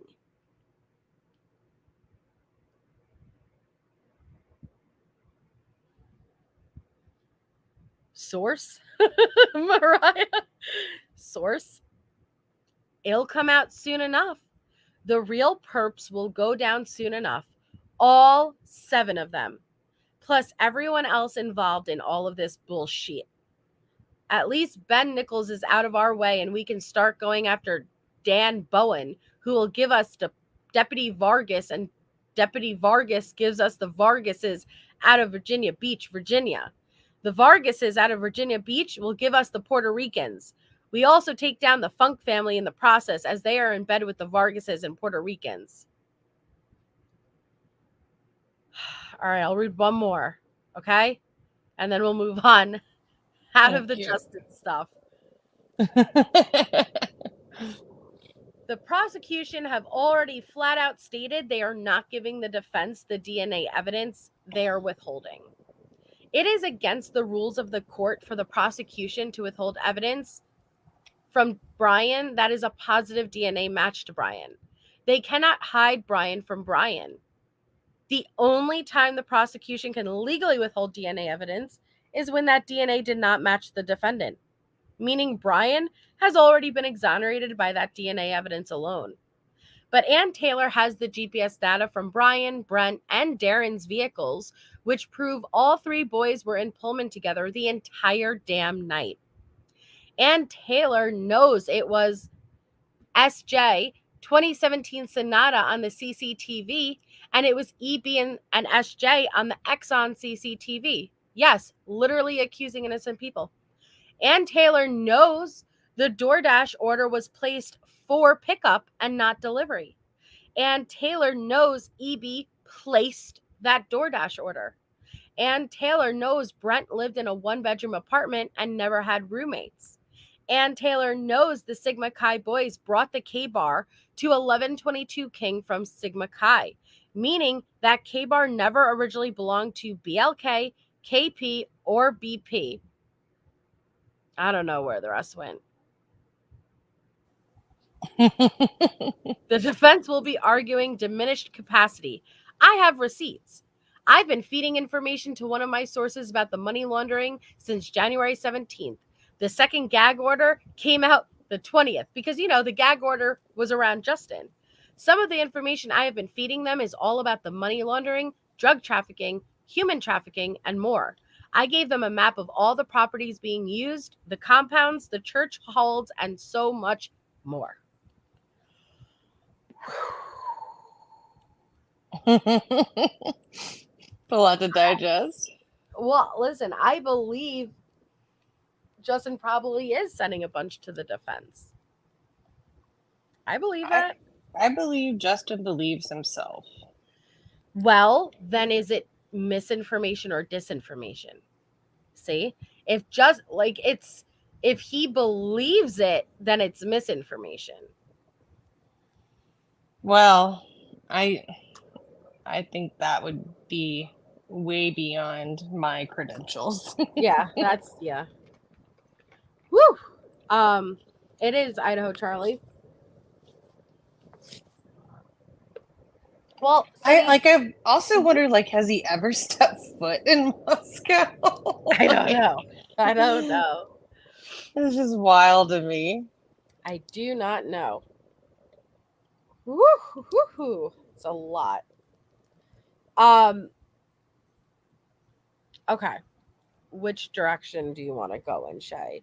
Do you want to go Kim, or do you want to go and finish listening to Dave that we never listened to? Why don't you let the chat vote? I can do either. I think that Dave kind of gave Kim some validity per se.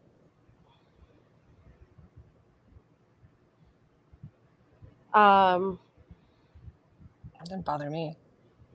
Oh, hold on. I got an email. Okay, hold on.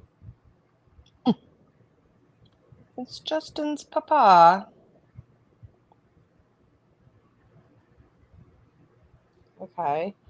It says Ann Taylor said Brian was chosen for this long before he came to town. He's allegedly a federal agent and military asset working to bust drug and human trafficking rings. How are you this stupid? Brian isn't real. He doesn't exist. His name is Brian Flugel. He's military intelligence. There's so much more to this than you could begin to comprehend. I'm going after people who could take me out and make it look like an accident because of the shit I know and the documents I have. Okay. Okay. Well, hi, Justin. Thanks for watching. All right. So did they say, or did I take a poll? No, not. It wasn't Justin who emailed me. Oh. Okay, hold on. I'll take a poll. So let's see. I'm sure people are going to go with Kim because it's fucking Kim. And Kim's narrative is... Okay, hold on. So let's see. Start a poll.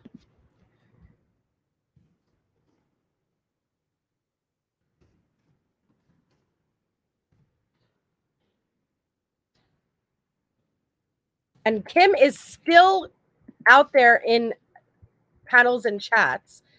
Okay. So go ahead, vote away as your heart desires. She's just Kimbleweeding along. She's just Kimball weeding along. Did you just make a song out of that? Yes, I did. She's just Kimball weeding along. I needed a palate cleanse after Justin. I think because I read some Justin stuff last night when I couldn't sleep that I'm just kind of like, oh my lord. Oh my lord. Actually, hold on. I think I was sent something recent about Kim too. At least families. Hello, everyone. I'm Kelly Clarkson. I don't want you, Kelly. Okay. So far, we have 67% saying Kim. Oh, I'm sorry. Dave, for anybody who does not know, Dave is allegedly a fraternity member who came out on YouTube, did a couple of interviews after Kim, and claims he was part of a Snapchat group that knew about the murders prior to 911 being called. He used the voice changer, never went on camera, and then we also saw allegedly Dave in the Paramount Cyber Sleuths episodes recently. But when he went to go pull up his Snapchat data, it was white. Dun dun dun. So, as far as and what we do know is Kelly from Watsy Obsession has her own two fraternity board for what frat boy sources, and Sigma Chi. okay, thank you, Sigma Chi. And they originally thought they figured out who Dave was, but it turned out not to be not to be the person they thought it was. And they are, I don't want to say like debunking it, but it they're not pushing the same. How do you say it, Shay? Like, what would you sum it up as? I think so. Dave's kind of thing was more so saying that people were at the house like earlier, and that kind of was piggybacking on what WSQ Kim Mom was saying. Yep. And they said there was nobody. They passed the house, I think, around 9:30, 10 a.m. And there was nobody outside of 11:22. Okay. All right. So I guess let's see which one. Let's pick one we have not seen, or we could go through the rest of the one from our panel with her. But let's see. Let me pull up starred. No, channel. Okay.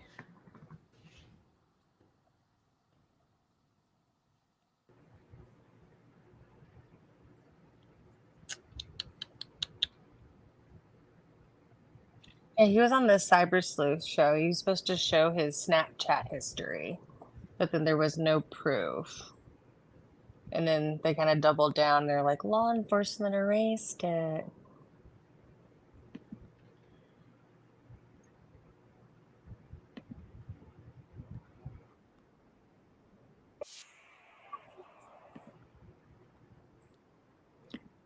Hold on. Okay. Do.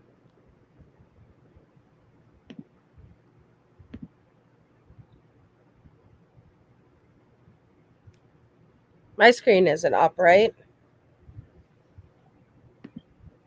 No. Okay. Hold on.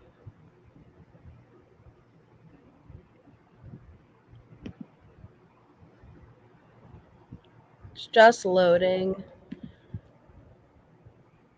Hi, Deets on the street. Yo, Deets. Love, love. I like how she says that. Okay, I'm just trying to find the.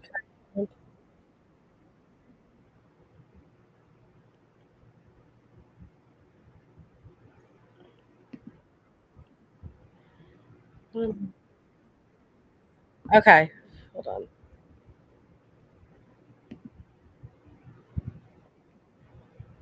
Now, I'm not familiar with this channel that she's on, so I'm not familiar with the channel. It's Michelle Lee, but I'm not familiar with what channel she's from, like, or the name of her channel. So I apologize for not having the full context with it. Michelle Lee. Michelle Lee, maybe somebody in the chat's more familiar. So we're I playing wonder if from she's the one Michelle. from Kylie Rodney. Kylie Rodney. If it's, I'd have to see. Yeah, I wonder if that's. I thought she renamed her channel. Could be wrong.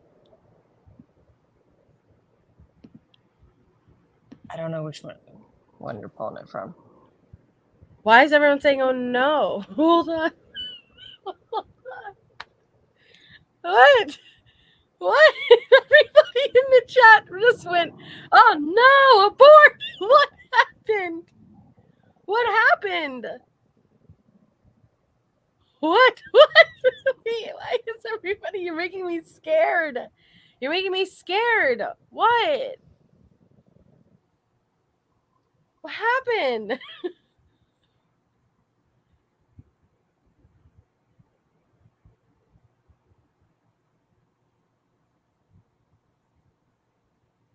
I don't know. I'm confused. I'm just looking for what Kim said. Okay.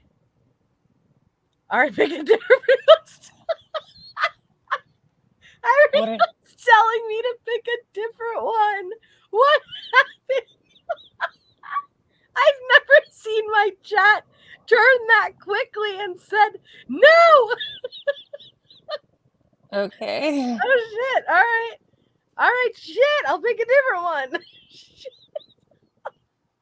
Oh my gosh.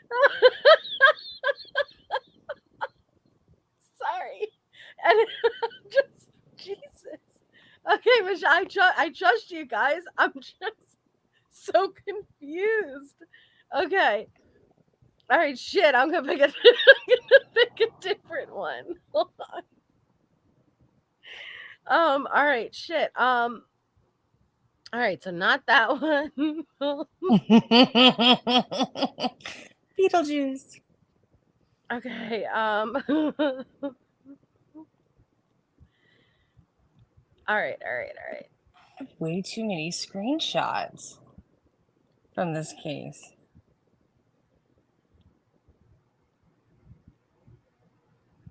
With new details. Okay.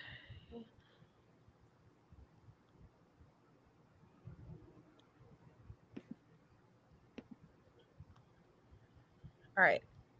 Okay, we're gonna go with this one instead.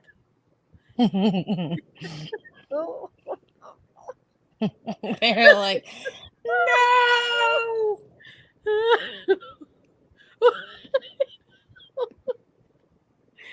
Oh my god. They like ran for your abort button. I've never, everyone just unanimously was like, fuck out of there, Melissa. Abort! Abort! So there's something I'm clearly not familiar with, but it was, oh my goodness. Okay, so you know what? We're just going with a Rory one. Okay, hold on. Ah, but there's so many people on this one. Okay. Oh, okay. See, I see rabbit hole on this one.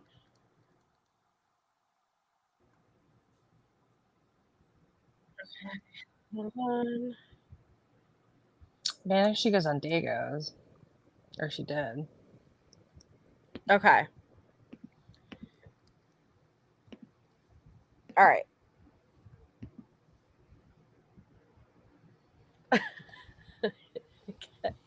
Okay, we're going to go with this one. But there's so many on this panel, but I'm sure Kim's going to steal the spotlight because I want to focus on what Kim's saying. Kim, okay? All right, so let's listen. Kim, how are you? Oh, and you're here too, Dago. Thank you. All my peeps. Of course, Dago's here. Yes, ma'am. Of course, all I'm of here. you. And what a wonderful day I had with Sydney because I feel like we spent the day together. No, you guys like besties. I told you I'd be All right, I'm here. going to jump. It didn't show up today. She's on. No. She said to tell you Oh, that she's no. on her way there. No. But she's on her way to get it. She'll be on in a minute. Okay. Rabbit, you here? Yes, I'm finding a spot. I believe everybody would run in front of a bus for mine. And that's where I come from. All of these children, and they are children. I know they're not children, but They they're are. Steve's They children. are. They're Chapin's children. They're Okay. Cornell's children. They're Maddie's parents' children. All of these children. It could have been any one of our kids that this happened to. So keep in mind, when Kim came on panel with us, she said her daughter never signed a sworn statement. Right, Jay? Right. And was advocating for students to come forward. Yet her own child never signed a sworn statement, and she claimed her daughter was privy to Snapchat messages prior to the murder, and her daughter was used as a fake alibi for Jack D. and Adam.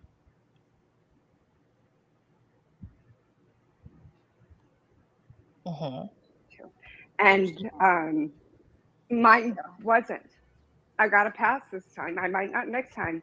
And I choose to believe everybody else is going to be there and do the same thing I do. And if they don't, so be it. But I know I can sleep at night because I've done absolutely everything I can to do what the right thing is to do. And for people who except you and your child, you did everything that the right thing to do, except your own child going to law enforcement, right? Interesting. She did a lot on Dago's too. Yeah, see. Lord, she's Yes. everywhere. I don't know if anybody, like, I could go to those. I just don't have it downloaded and ready, and I don't know what the name of them are. These are the ones that were downloaded and ready. Oh, you're fine. Go for it, girl. be on their panel and then act or I was naive. I will own this. It out is. the gate. I was naive by going to a. You think I should? I was looking for numbers, and so I was going to the greatest numbers and the greatest masses that I could reach to keep this on page one, right? To keep this front page news. And I allowed myself to be poked at and probed at, and I trusted somebody with information. And trusted somebody with information. She's referring to the email. I trusted somebody with information, meaning horrific false details about these victims, including decapitation, organs being removed, pregnancies, hands missing, fingers missing, and beaten with, what was it, a wrench? So you shared, is this misinformation or is this disinformation? Let me know your thoughts in the chat. I learned very quickly, and I will forever in my heart ache that maybe one of the family members heard my email, and I don't know the content. Of course, the family members heard your email. We saw Steve's own words refer to your email. What did you expect? Now I'm going to get mad. Well, I am mad. What do you expect when you go on the fucking internet and you put out such graphic, heinous accusations allegations, both accusations and allegations and claims regarding these victims. Would that not be your purpose? Would that not be your intent? For the fucking families to know what happened to their child. How you can say, well, I really hope it didn't get back to the families, tells me everything.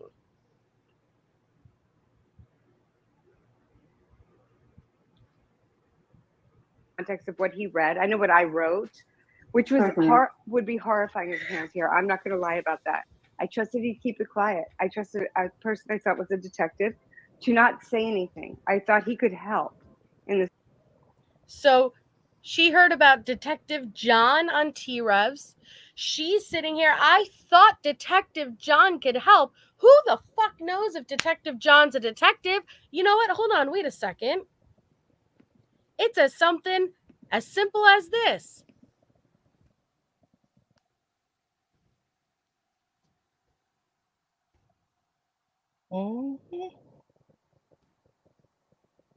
I am a fucking detective. I am as good as a detective. So, Kim, let me ask you. Why did law enforcement desperately need you to reach out to a detective on the fucking YouTube streets to help with this case? Because I'm sorry, these claims of I was desperately trying to do the right thing, I was desperately just trying to help, I thought Detective John, what the fuck is Detective John, no offense Detective John, but what the fuck is he gonna do for this case? Just because even if he is a detective does not give him any authority over this case. But according to Kim, an ISP officer is the one directly leaking this out to her.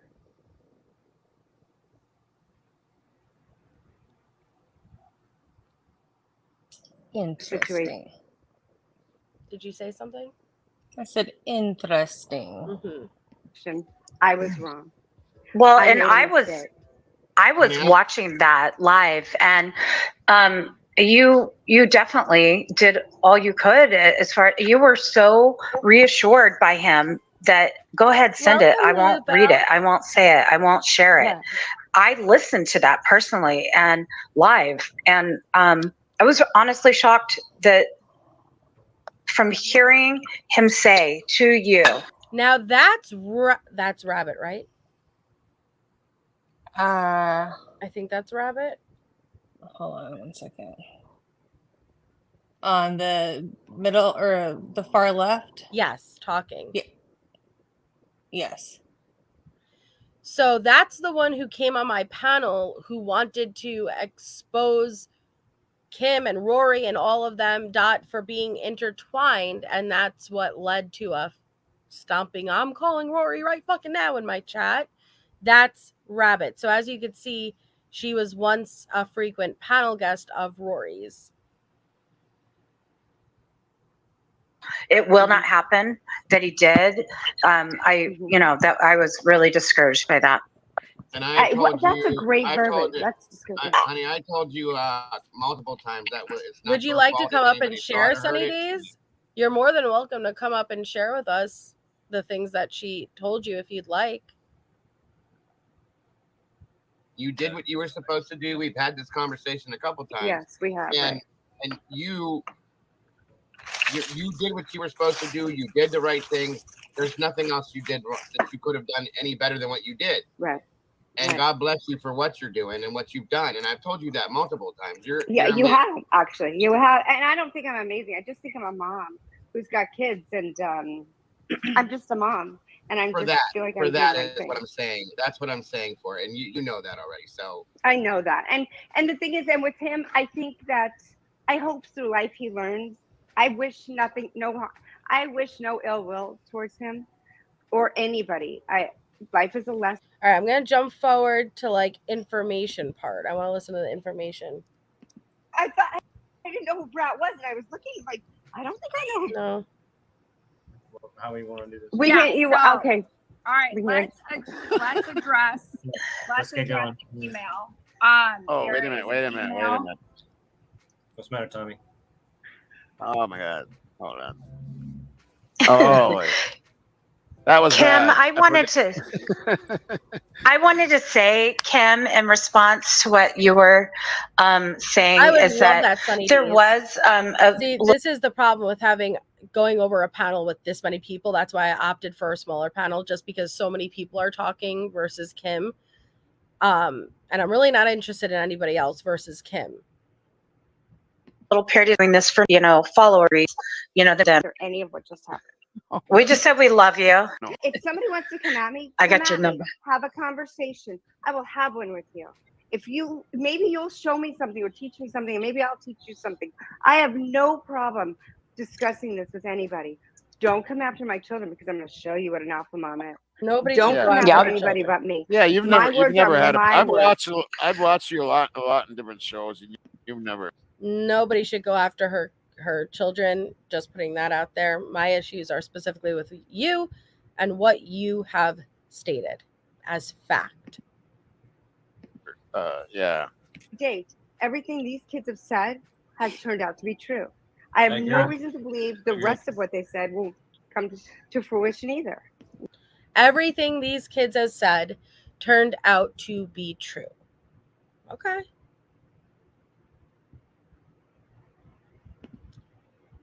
I would love to see it, Sunny Days. So you guys were waiting on Sunny Days exchange between herself and Kim to see what type of stuff she's saying behind the scenes also. And we appreciate that. So thank you. Where's NWS? The thing she said to my friends, the doxing she's done is horrible. Oh, I'm so sorry. It's only May.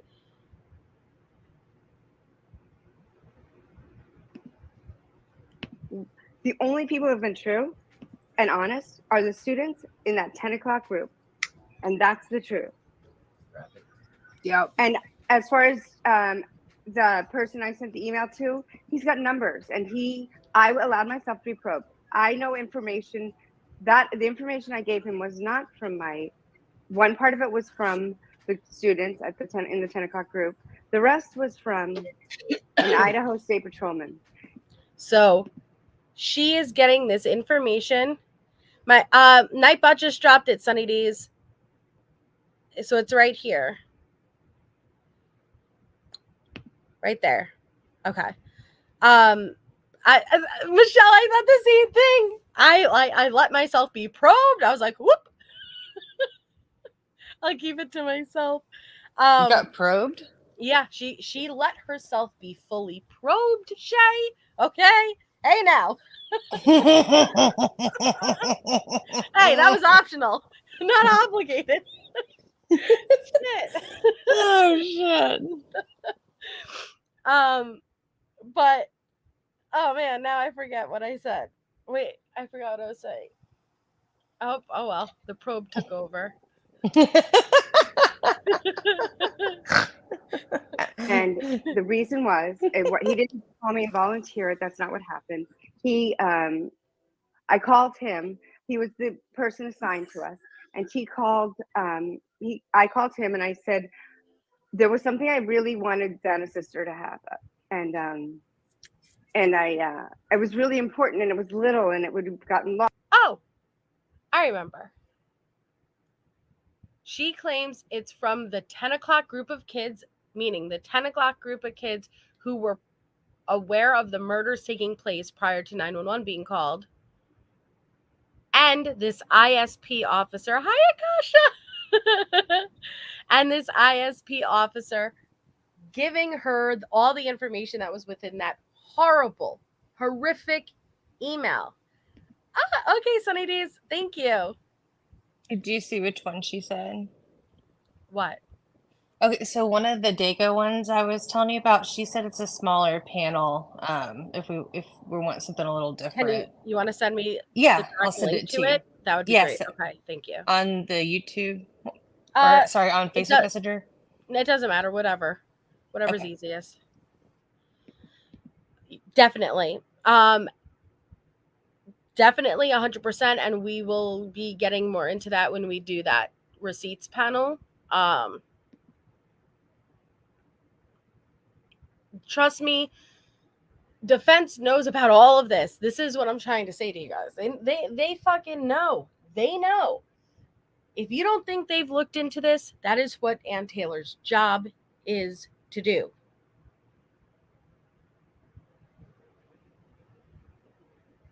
I'm not sure on Yanka. Lost, and I didn't want it to get lost. And I was saying, you know, if it was my sister, I'd want it. And if it was my two of my daughters, I know one of my daughters would want it. And I just wanted to make sure because it was tiny. And he at that time disclosed information likely he should not have. Okay, we're going to switch. And horrifying information. And I will tell you, I did not sleep for months. And I did warn the person I sent this email to. I said, she's saying she didn't sleep for months because of the information she found out about these victims, meaning the horrific stuff they put in the, what's it called? In the email. Yes. Well, I can't sleep with her Kimbleweeding everywhere. It never stops, like the song that never ends. It's the song that never ends. Yes, it goes on and on, my friends. Rock. Okay. We're going to switch because there was like 10 people on that last panel, and it'll be really hard to focus on just what she's saying with so many others. So we're switching. This is going to be a live from Dago's stream, and it says WSU Mom Kim joins us. Einen Harsh returns as co-burger guilty. So let's focus here. I'll drop the link in chat for full context. Thank you. Thank you, Dago. Doesn't know just as much as I don't. So that question to ask her would be a mute point. So don't even bother with that one. But everything else, and she will let you know what she wants to answer, does not want to answer, just as before. And we're going to do this nice and slow. We're not going to bombard her with anything. We're going to take our time and just nice enjoy. And slow would be great. Thank you. You're and so you guys, okay. So this is a guest. We treat her. I think we all can't wait till that day. Let me slow. Kim, it's so great. But I really appreciate everybody's kindness. To me, I agree. I agree. I do agree. We are all the same brothers and sisters that every now and then. Hi, how are you? Linda, I don't know, just to extend yourself. I think if we did that more, maybe this wouldn't have happened. I can't get away from that fact. If this did happen because of bullying, gosh, what if? What if a child wasn't bullied, right? I don't know if Brian did it. I don't know. So, all right. Well, let's try to like follow where the narrative is, right? I don't know if Brian did it. Do you know what the date of this one is? Yes. It's, hold on, I'll tell you 1 second. Are you serious, J-Lord?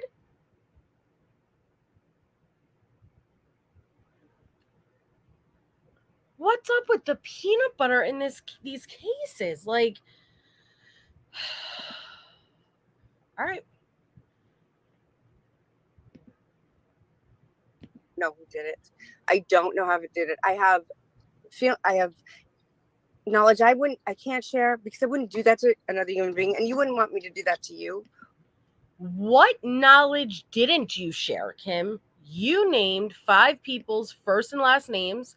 This stream is from July 14th, 2023. Thank you, Shay.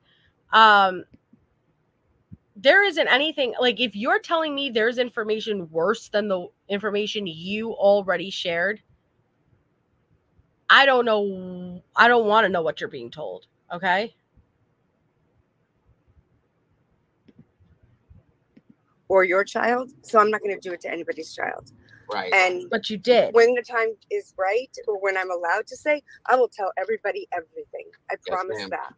I will answer every question. That's not your place. It's not your place to tell everybody everything. It's not your story, Kim. And anytime you want to yell too, Shay, just interrupt. Question 100%. But right now, I think it's just like, I don't know, it's like being, this is a terrible analogy, but it's the only one I have. It's like being a kid at Christmas and snooping for your gifts. You really don't want to find your gifts till Christmas morning. That is a horrible analogy. You're right. That was a horrible analogy. You're equating a quadruple homicide to finding out what your gifts are on Christmas morning. No, not the same, Kim. Not the same. This isn't spoiling Christmas. This is about 4 families that will never have their loved one to open gifts on Christmas morning ever again. That's right. And when the time is right, right? So I know that's a happy against a negative, but that's my only analogy. I lived, until this, life was a bubble, and wow, I learned life. I'll tell you what. Yes, you did. We all did. Sadly, we all Yes. have. Yeah. I want to say that. I'm glad you said that, Kim, because I think we've all, like, I've been covering multiple cases. We covered Kelly Rodney. There's been a lot of every you take a post with. Mama, step back and I, because of to have truth and just we are all of it. It's channel to channel to channel. There's a but if she goes channel to channel to channel, she's getting the word out there to everybody she possibly can. I don't agree with that.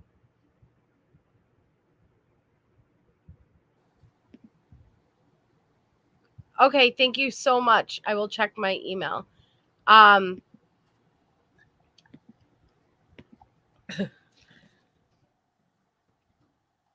I do not agree with Kim going panel to panel to panel to spread the information. Hi, Heather. I don't agree because exactly she's getting the false allegations, the disinformation out there to everyone. So it's not, I need to go to panel to panel to panel to panel to get the truth out there. It's not your truth to spread, but it's not the truth, period.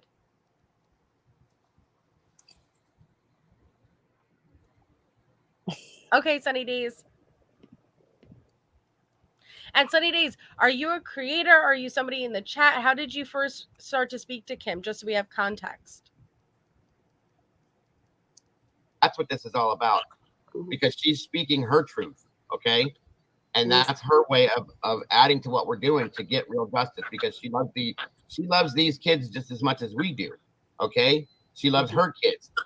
I love my kids. You all love your children. But as I've said, guys, Okay, Sunny, I didn't get an email yet. Let me check my spam.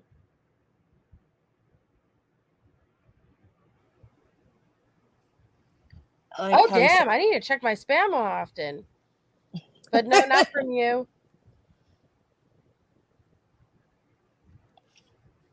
I like how he says her truth. That doesn't mean it's the truth. Oh. Oh, I have never seen these.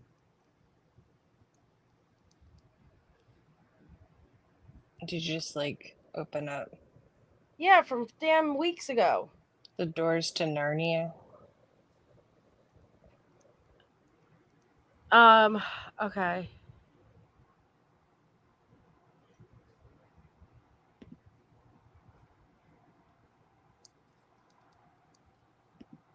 Yeah. Sure. She was mod for Rory a few times. Who checks spam though, unless like you're checking for a missing email? Come on. I do. These kids. I should check. Kids are like What's our a butt? kids as well now. Okay, they become the world's children because this is it's a nationwide, everybody in the nation has seen it. Okay. I just want the information. With me, and I'll be honest with that. They wanted me to tell everything to the police and the FBI. Wait. And why you question me. Okay. Right? That would be my conversation. That's it. So that's where, my whole thing is I am here and I respect all of you and I thank all of you and I understand why you question me. I would question me. I have questioned me. My husband and I have gone back and forth. I have questioned me. She says her husband or go back. I have questioned myself. Well, I don't know how confident you should be if you have to question your own fucking shit, man. I mean, there's a difference between like questioning yourself versus if you're questioning the information you're putting out, then maybe you should just slow your roll, okay? Slow that tumbleweed down. Slow that tumbleweed down. With vacillating between this and like, what do we do? Like, how do we handle this? Right. And I'm lucky to have a good marriage, and you know, my kids are less happy with me, and I'll be honest with that. They wanted me to tell everything to the police and the FBI. They don't like that. No, and it's okay. Wait a second. Okay. That's actually interesting. My kids are less happy with me. They want first of all, it should only be your daughter who has any type of information related to this case. But they only wanted me to tell law enforcement. Actually, I find that really interesting because if you guys have been following me, you know that I said I believe that there could be like a small little nugget of truth to what Kim was saying. Something as small as her daughter relaying that they knew something was going on at King Road prior to 911 being called. That's not crazy because we know friends were summoned to the house. So there has to be some type of communication. Maybe that was Snapchat. What would make sense is if Kim on her own, like she's admitting, took it to YouTube, and then from there, because if they're already not happy with you bringing it public to begin with, I highly doubt they're continuously giving you new information. So is it possible Kim took that, and the reason it snowballed is because she snowballed it and intertwined a bunch of the other crazy information and accusation and the dot and the this and that into what it became? Is that possible? I think it's possible. What do you think? I think that I still think that she had theories, and she, like many people, probably wanted answers and liked talking about the case and enjoyed the attention that she got from being in the spotlight on panels, and it just kept evolving. I mean, I still stick by that. I don't think that she has any insider information. I mean, I still go back to the Facebook messages and things that we saw from the beginning. I don't believe she has any real concrete knowledge of this. Okay, I got some screenshots. Hold on. I mean, I just haven't seen proof otherwise. Oh, no, I don't know. Well, we don't associate with him. I don't know.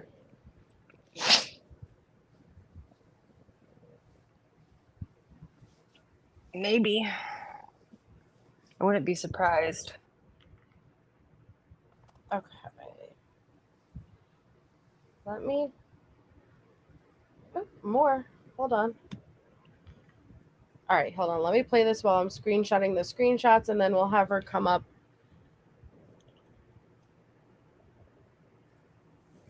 I just think it's kind of an endorphin, really, serotonin thing. Apparently, yeah, it is notoriety, and they don't like that, and I don't like that. I hate it, which is why I kept my face private until I was outed, and then I had to just put my face out there so nobody else got, because they were threatening to go to that person's house, and I thought, oh my goodness, and they were saying she was pretending to be me. No, I am me. This is me. This is my face. This is my voice. Come to me. Do not put anybody else in harm's way. I couldn't let that happen, and that's the only reason I came out with my face. That is my face. That is who I am. So, and that's I'm sorry. Perfectly understandable. Welcome. Good to see you, Mandy Joe. Thank you for joining us. Anna, Flavia Constantino, great to have you back. Good to see you, darling. Question up here, Miss Kim, our friend. Danger Zone, my brother. Good to see you. He says, what would be the number one takeaway you would want for your children from all of this when you're looking back in a few years on all that has happened? It's a great question, Dan. I appreciate It's that. a great question. And I will tell you, that's as I've gone over this in my head for months now.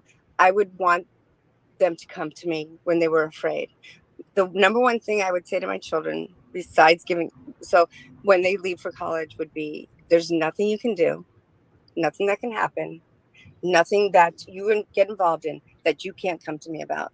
I love you no matter what. I will always love you, and we will solve it together, whatever that problem looks like. Is she talking to nobody, like hypothetical people coming to her? Hi, Titanium. Did she just say I love you to a hypothetical person in the future coming to her? Yes. Okay. All right. Like your own child, if you sorry, I'm these messages.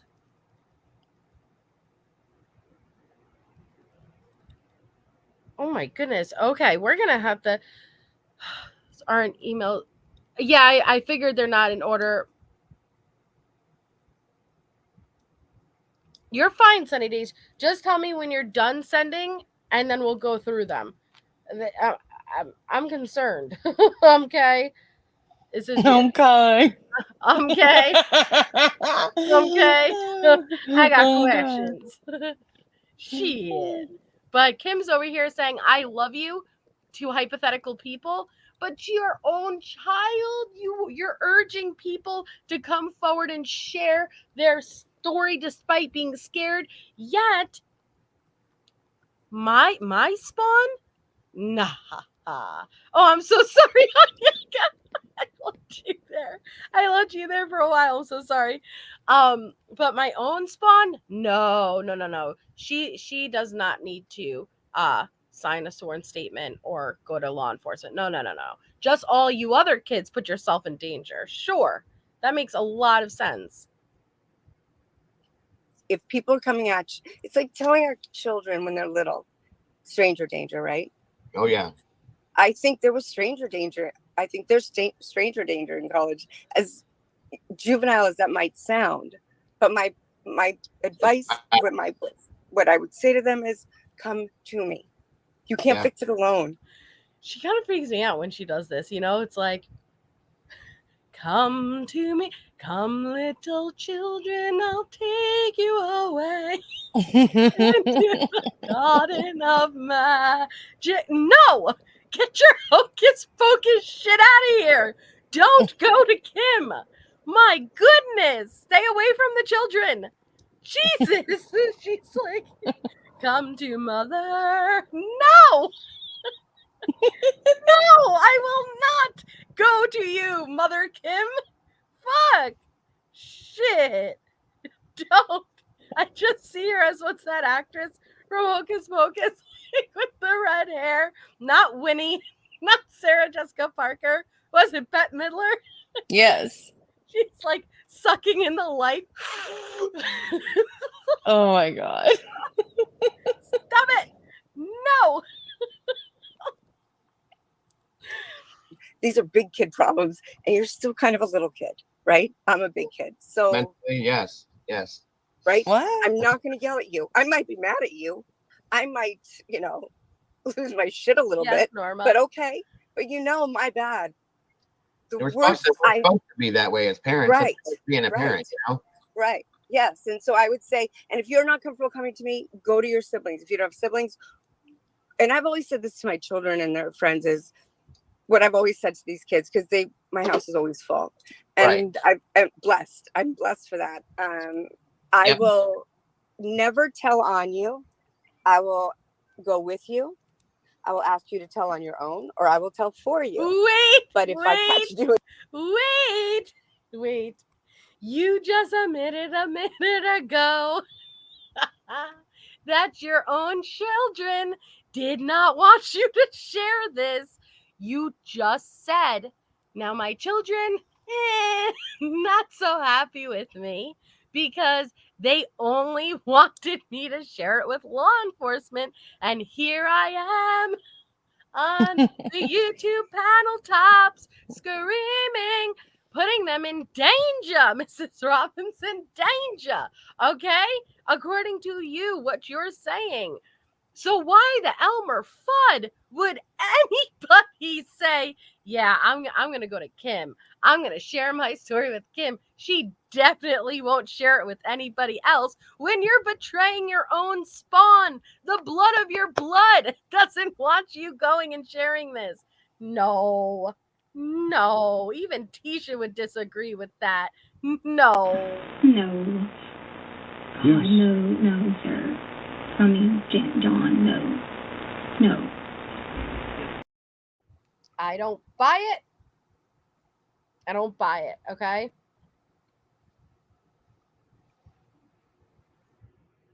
Doing something wrong, we're going to go and talk to your parent about it, because that's how it works. That's exactly how we were. We're the popsicle house guys. We were. Yes, we were always, yeah, we have 7 kids of our own, and we were the popsicle house. We still are. Popsicles are free at my house. Same here. Always have those free in the deep freeze. And those kids, our kids are all grown. You know, our kids are 30, 28, 29, 26, and 17. Right. And we still have those 30-year-old, 28-year-old, 26-year-old kids that are grown adults now that still show up at our house for dinners, guys, on Sundays. Whether we know they're coming or not, they know that door's open and that they are welcome. It's part of our family. They're our children. Listen, guys, not this is kind of in a it's sense, exactly what you're saying right now. Everybody knows the only rule in my home is I need a body count at night. So if there's a fire, I got a body count. And I also don't leave my house hungry. Don't ask. If you need something to eat, you don't ask me, go to the you will never get, where the gator, we honestly, and what a blessing to have that. It is. We have a couple different kids that, my friends have had, my friends are What? Sorry. What? So I'm screenshotting the screenshots to get them ready, right?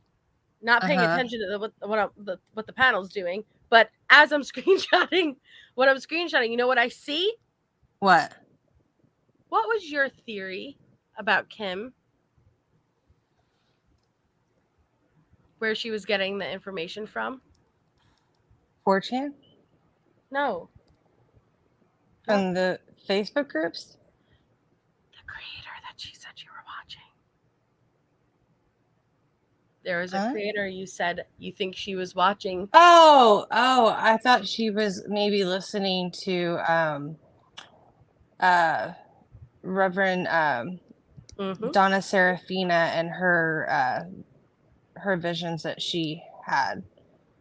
Yeah. Well, there's a message right here. I'm listening to Donna Serafina, and what she's saying happened. I'll listen and then I'll call. Shit, that was your theory. Yeah, that was the very first one we went over. I said that. I was like, yep. Interesting.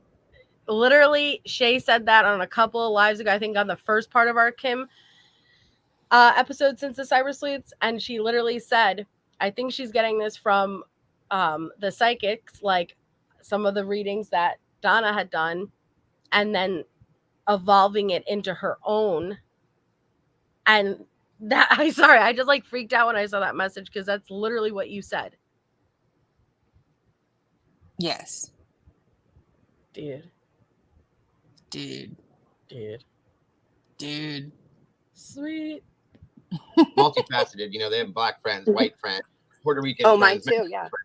And a couple of these kids come over and say, we are their white mom and dad, they call us. And it's like, it doesn't have to be that way, but they'll walk in the door like, I'm not think any kid would say it's the hood. And because you know what, you play with the best. You want to be the best, you play with the best, and that's what we did. And my husband coached. And I don't want to know. Will show up, and it's mama. They either call you, and they got.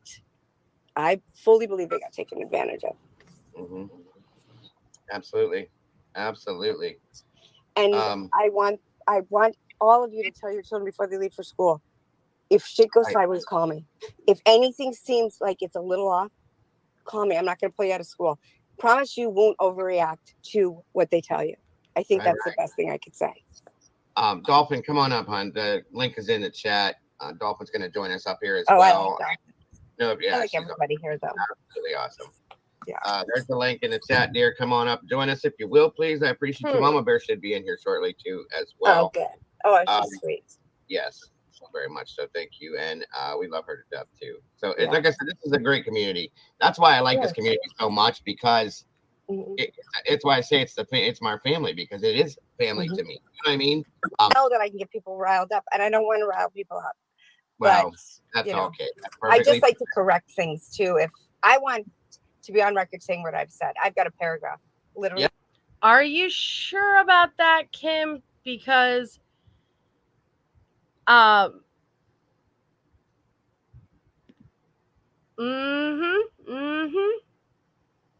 have always felt like she gets so much crazy information from really non-trustworthy sources, and then she creates her own narrative and sells it. She is good at it, but it catches up to her.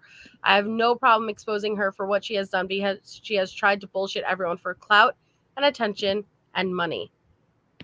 Kim said her daughter found blood on her washing machine. They both thought it was a message for her to stop talking, and she still wouldn't quit. Now, I could already see that.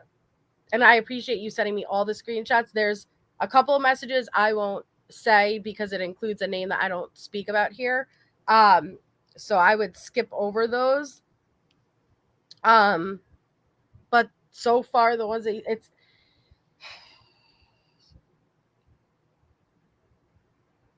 And they're out of order, but it doesn't really matter, because you could still understand the context of like what she's still saying. But do you want to come up, Sunny Days? If I'm going to read them out loud, if you guys want to go through them, you at least have the right to be up here to speak on it. So I'll drop the link. Do you guys want to go through these messages right now? I'm up for anything. Okay.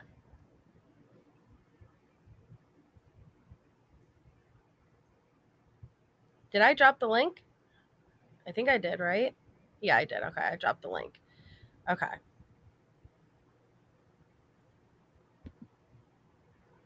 Let me send them to myself.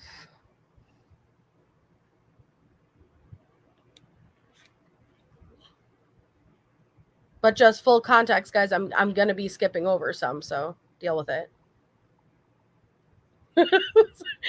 not trying to give you guys an attitude. I'm just saying I'm skipping over some. Okay.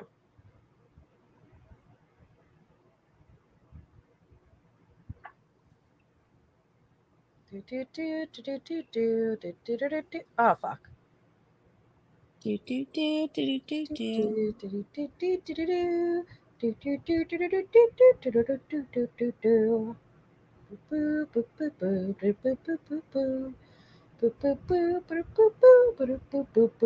$31. Okay. Yeah. All right. So let's do it. Yeah, I'm not trying to give you all attitude. Sorry. I just speak with an attitude pretty much. Refresh. All right. So let's see this. Again, they're out of context.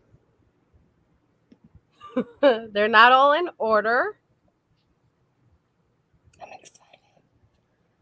Okay, I can see you backstage. Your camera's on, so give me a thumbs up. You're good with it. Okay. And then your name, if you want to switch it so it's not your actual name, or if you're good with that, I'll give you a second. If you want to change it, obviously it's up to you. Thank you, Shelly Stewart. MJ, your lives are so great. I love being a part of your community. And thanks to the person who turned me green. Oh, we love having you here too, Shelly. Thank you so much. I very much appreciate it. Thank you. Just type in the back chat that you're good with your name. I just don't want to accidentally put you on, and if it's not the name you want to use. Or like give me a thumbs up before I put you on.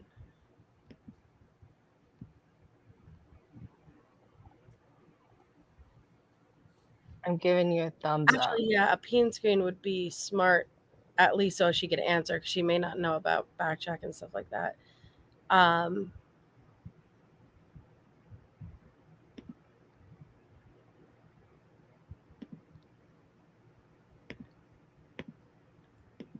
Hello? Hey, are you there? Yes, we're here. Okay. Up. Oh, no, now you're not. Now you're gone. She yeeted. I didn't kick her, guys. I swear. She was like, am I here? And then she was, and then she's gone. Oh, no. I just didn't want to put her up if she didn't know her. Some people don't know your names there and stuff. So I wanted to give her a chance to switch it if she didn't want that there. She'll be back. I think she'll be back. She yeeted. Stop it. Oh my gosh. Ah, there we go. Okay, there's your name. Hold on. All right. Perfect. Now we're good. Hi. Hey, girl. How are you? Hi, Shay. Oh, I'm good. Hi. Thanks How are you? Thank you. You're very pretty, by the way. You know, nobody else got to see, but I got to see. Oh, you're so sweet. Thank you. So are you girls. Well, thank you. Thank All right. you. So give us some context. Like, God, where were okay. you? How did you start to speak to Kim? Okay, yeah. So it's been a minute, and I'm not gonna lie. Like, I've tried to literally like put all of that behind me because it just was so crazy. Yeah. All of that I just literally like put it behind me, and I'm like, oh, I don't even want to talk about her. But so let's see, it was, I don't know, however many months, whenever she started going on to Drunk Turkey. So I don't know how many months ago that was, like just right around the time that she kind of started coming out. I feel like, at least when I noticed, was when I got in contact with her, and it was through Rory. And I think I even met him just like through like one of the chats. I think I was just on one of the other content creators that we don't talk about on here. I think I was like on their chat or something. I don't remember. It's been a little bit. And then he got me in touch with her because I went to U of I. You know, I lived in Moscow for years. When I went to college there, I used to party at that house. Oh, wow. And that was kind of my connection. That was one of the only reasons that I got really into this case, was because it just hit so close to home. I'm originally from Boise, Idaho, born and raised, and then ended up leaving BSU, but I went to U of I for about 3 years. And I had a lot of friends that were in the Delts, the fraternity up there. We all graduated from Boise High. And then, but they lived, I think it was like their junior or senior year, but they lived out of house at 1122. So I used to party over there all the time. That was kind of my connection with, that's what got me into this whole case to begin with. You've been in that house? Yeah, I partied in there like multiple times. My friend Dom and like a bunch of his fraternity brothers lived there back in the day. So that's what I was like, when this first hit, I was like, I remember my mom and dad like telling me, they're like, did you hear what happened up at U of I? And I was like, no way. Saw it on the news, and then like immediately got in touch with some of my friends. They all live up in Sun Valley, Idaho now, like some of the guys that used to live there. And they just couldn't believe it. They're like, oh my God, holy shit. That must have been really, yeah. I don't even know what word to use to describe that, honestly. That must have been just very chilling to know. Yeah, that, exactly. Yeah. Like super uncomfortable, and just like, yeah, I was just in shock. I'll be honest. I was just in shock. So that's kind of what got me involved in watching, or just like being a part of, not being a part, but just watching this case unravel, I guess. Literally. And then sorry. No. Go ahead. Ask away. Ask any questions. Because sometimes I get off. I have ADHD, so you'll see me We like all do up some here. of my videos. You are I'm fine. like, I'm all over the place. So you got to keep me on track. But I'll try not to pull a Wazoo Kim on you. You're fine, and we appreciate you coming up. So, how was the sound in the house? How did it travel? Honestly, I mean, I remember telling Rory this too, because that was one of the questions. Olivia from Chronicles of Olivia asked me the same question. And, you don't really think about it when you're in there, but I remember hearing everything just perfectly fine. I don't remember hearing anything muffled. You could hear things from one room to the next, and even being outside, you could hear everything. So I just think I always found it very interesting that supposedly these girls, the girls, the surviving roommates, that they supposedly didn't hear anything. I just call BS on it. I really do. That's just IMO. But it's, well, can I just say already, the fact that you said you don't really think about it when you're in there, I appreciate that, because that's what I would expect somebody to say who's been there, but not trying to over dramatize it and make it seem like something it wasn't. I don't, you're not thinking of it when you're in there, but I don't remember ever having an issue hearing everything going on. That's a very honest answer, in my opinion. And I don't know you, but that's what I would anticipate an answer to be if you were being truthful. Yeah, absolutely. And it's the truth. You don't, it's not over sensationalizing it. It was just like, you're in there, you're partying with friends, but you could definitely hear the noise around the house, and there was no problem. But it was a huge party house. There was always parties there. It is like in a fishbowl, so the noise just echoes. And it's kind of how I am here, where I live in San Diego now, but where I live now, I always,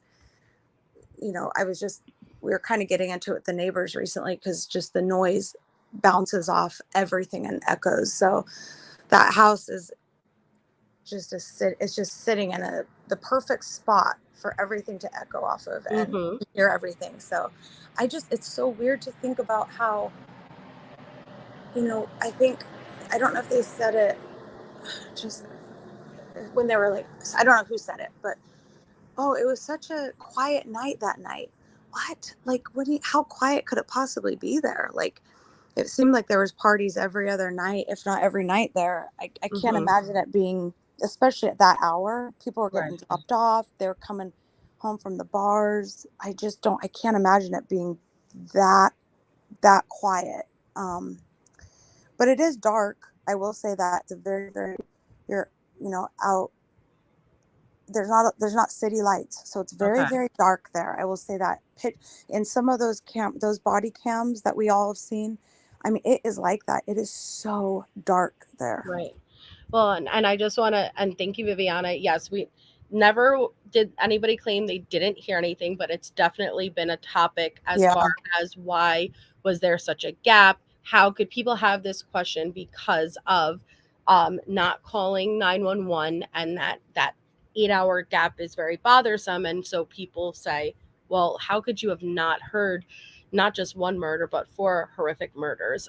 Yes, it was never stated that nothing was heard. And Angel D wants to know, do strangers trip over that step from the living room to the kitchen? There's that one step down. No idea. I couldn't even tell you. I mean, I was probably tripping left and right because I was most likely drunk. I'll be honest, because I was partying. We were all partying. I mean, you just don't really notice those things, when you're in that position. But I know that the house was added onto, though, so it was definitely different when I was there as opposed to like in the last. I don't know when the addition. It was prior to the addition. You were there. Yes, exactly. Ooh, okay. So I think, all of that plays into it. But yeah, and then fast forward. So Rory he got me in contact with Kim. I'm pretty sure that's how I got her number.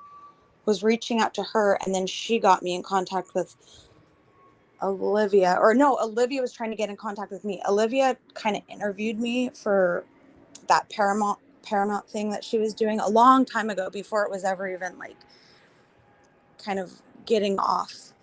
She said, oh, you know, keep it on the DL, but I'm doing this thing with Paramount Plus. And anyways, so she had just asked me kind of about the layout, asked me about noise, just very like specific questions about the house, because she knew that I had been in there before. So that was my only contact with Olivia at the time. And then with Kim, it was just a wild ride, man. Like she was very, very, very sweet at first. Like, I'm so glad you came to me. Like, talk to me about this, ask me. And I think it was a mom to mom thing too. I'm a mom, and so we were just kind of like talking mom to moms, and she was telling about how she was so scared of living there and being there. And it was like a 180 overnight. It was like, I remember being on panel, I think modding, for Rory at the time. And I reached out to Kim, and it was like she had no idea who I was. And she just started going off like, don't ever come here. If you ever come here with your daughter, like, you're going to regret it. It was all of these threats. Yeah, I could see that within the messages. And thank you so much, Riddler. The most bizarre thing I had ever encountered, and she just had lost it. Like, the way she was talking to me, I guess just her tone, she was like screaming. Like, she got into these screaming matches, and she was just cussing left and right, which I have no problem with whatsoever, but it just was not who she was at the beginning. She just did a complete 180. And I remember texting and talking to Rory afterwards and just being like, this chick has lost it. And he's like, what do you mean? What do you mean? And I'm like, no, she literally just went off. And I was explaining to him, and it wasn't until like maybe a few weeks later, and then he finally reached out, and he was like, whoa, she did the same thing to me. And I was like, yep, I knew it was a matter of time. But she's just Looney Tunes. She is, I mean, everything that you guys have said about her, everything, it's just, she's bananas, Melissa. I mean, you know this, you girls both know this, but she's just, I was taking her, I was very carefully, you know, listening to the things that she was saying. I was a skeptic. I was very skeptical of the things that she was saying, because it was very hard to believe her truth and what she was saying, and how so many people were involved and weren't involved. And it just seemed to me like everything that she said, it was like a matter of fact. It was the truth. That's the issue. You know what I mean? Yeah, like this, she was like just speculating, but it was beyond. It was like, how do you know all this information? Like, who are you? You know? So did you believe Kim at first? At first, a little bit, yeah, but I always kind of had my doubts. There was a part of me, and I think that's why I never really got too involved in, I guess, that world, especially when it came to like Rory and Rabbit and Brat and that whole scene. I had a couple conversations with all of them. You know how they do like a voice, I'm not very good with technology, but like where you can everybody can talk at the same time. Yeah. Yeah. So we had a couple of those, and I would just listen. Like, I could never get a word in anyways, but I would just listen, and the rambling and just going on and on. They're just all a trip. And I had to just excuse myself from that whole situation, because it was honestly toxic. It was very toxic. I was losing sleep over it, and it was like affecting my my everyday life, Melissa. That's like the feedback I've been getting. And I told you guys, I'm doing my due diligence. I said I'm talking to people behind the scenes. I'm just trying to get to the truth.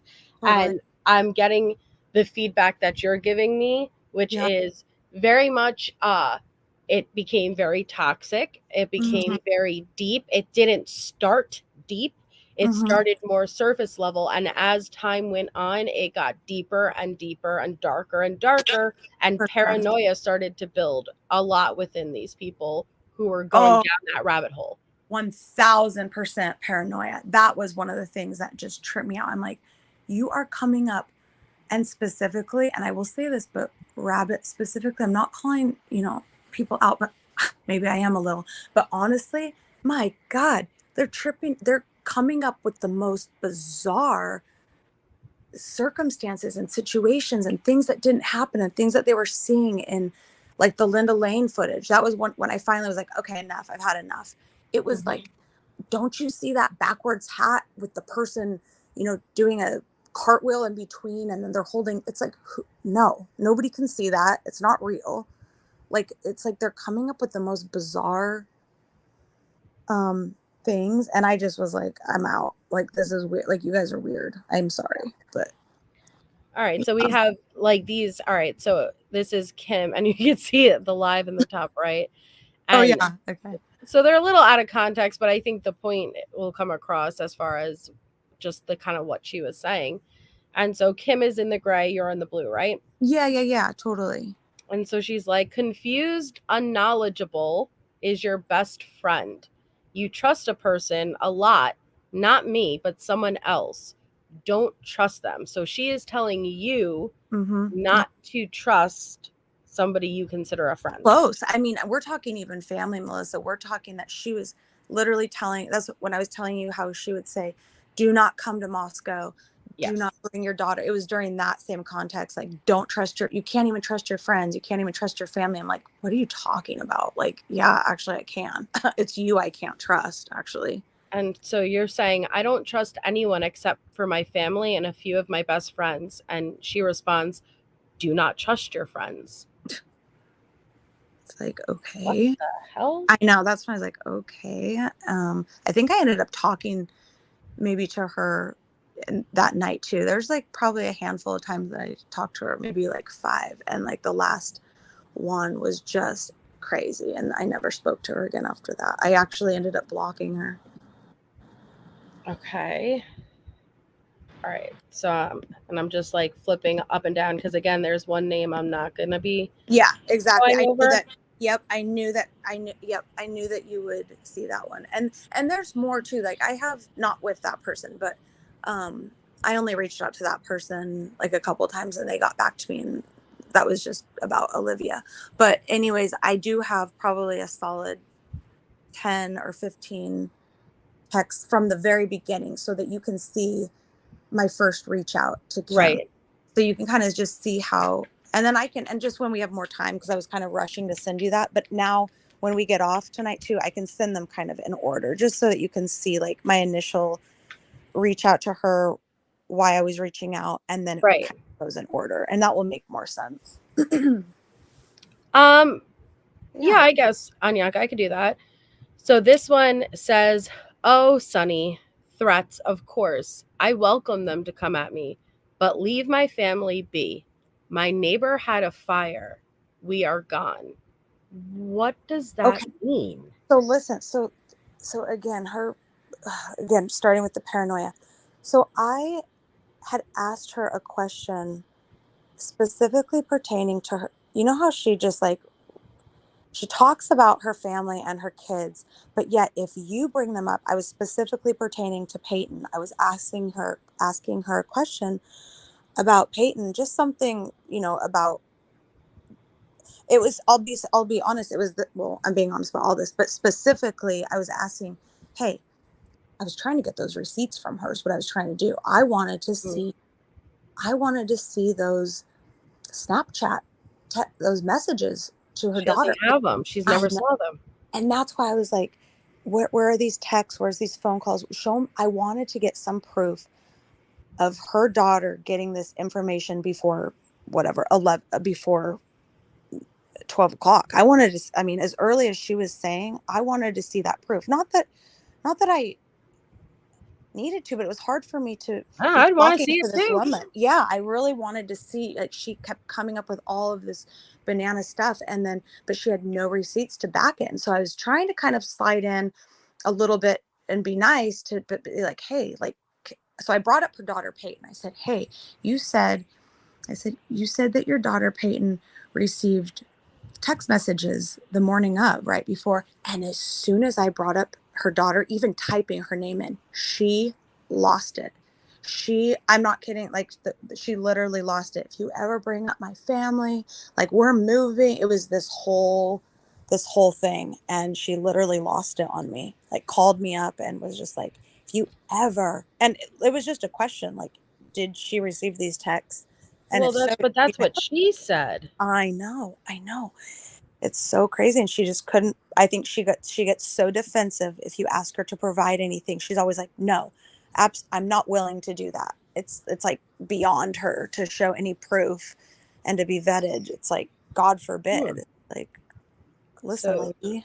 Oh yeah, go you ahead. said, I hope you haven't had any threats to you or your family and you're not in any danger. Please tell me you and your fam are safe. Kim says, I'm being good to you, kind and firm. Lay low, watch, but don't chat. Like, isn't no one is safe.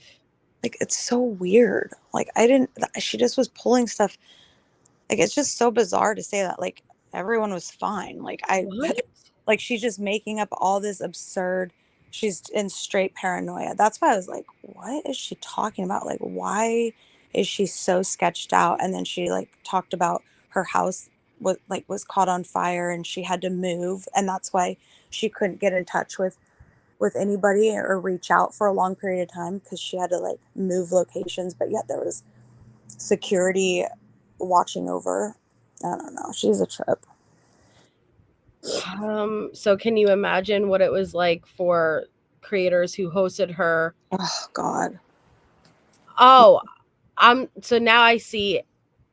Oh, so this is where you were asking about her daughter. As far as the question about your daughter, that was a personal question I asked you. I expressed that to you in a very respectful manner. I'm sorry if you feel differently, but as I mentioned before, I have no ill will or made intentions.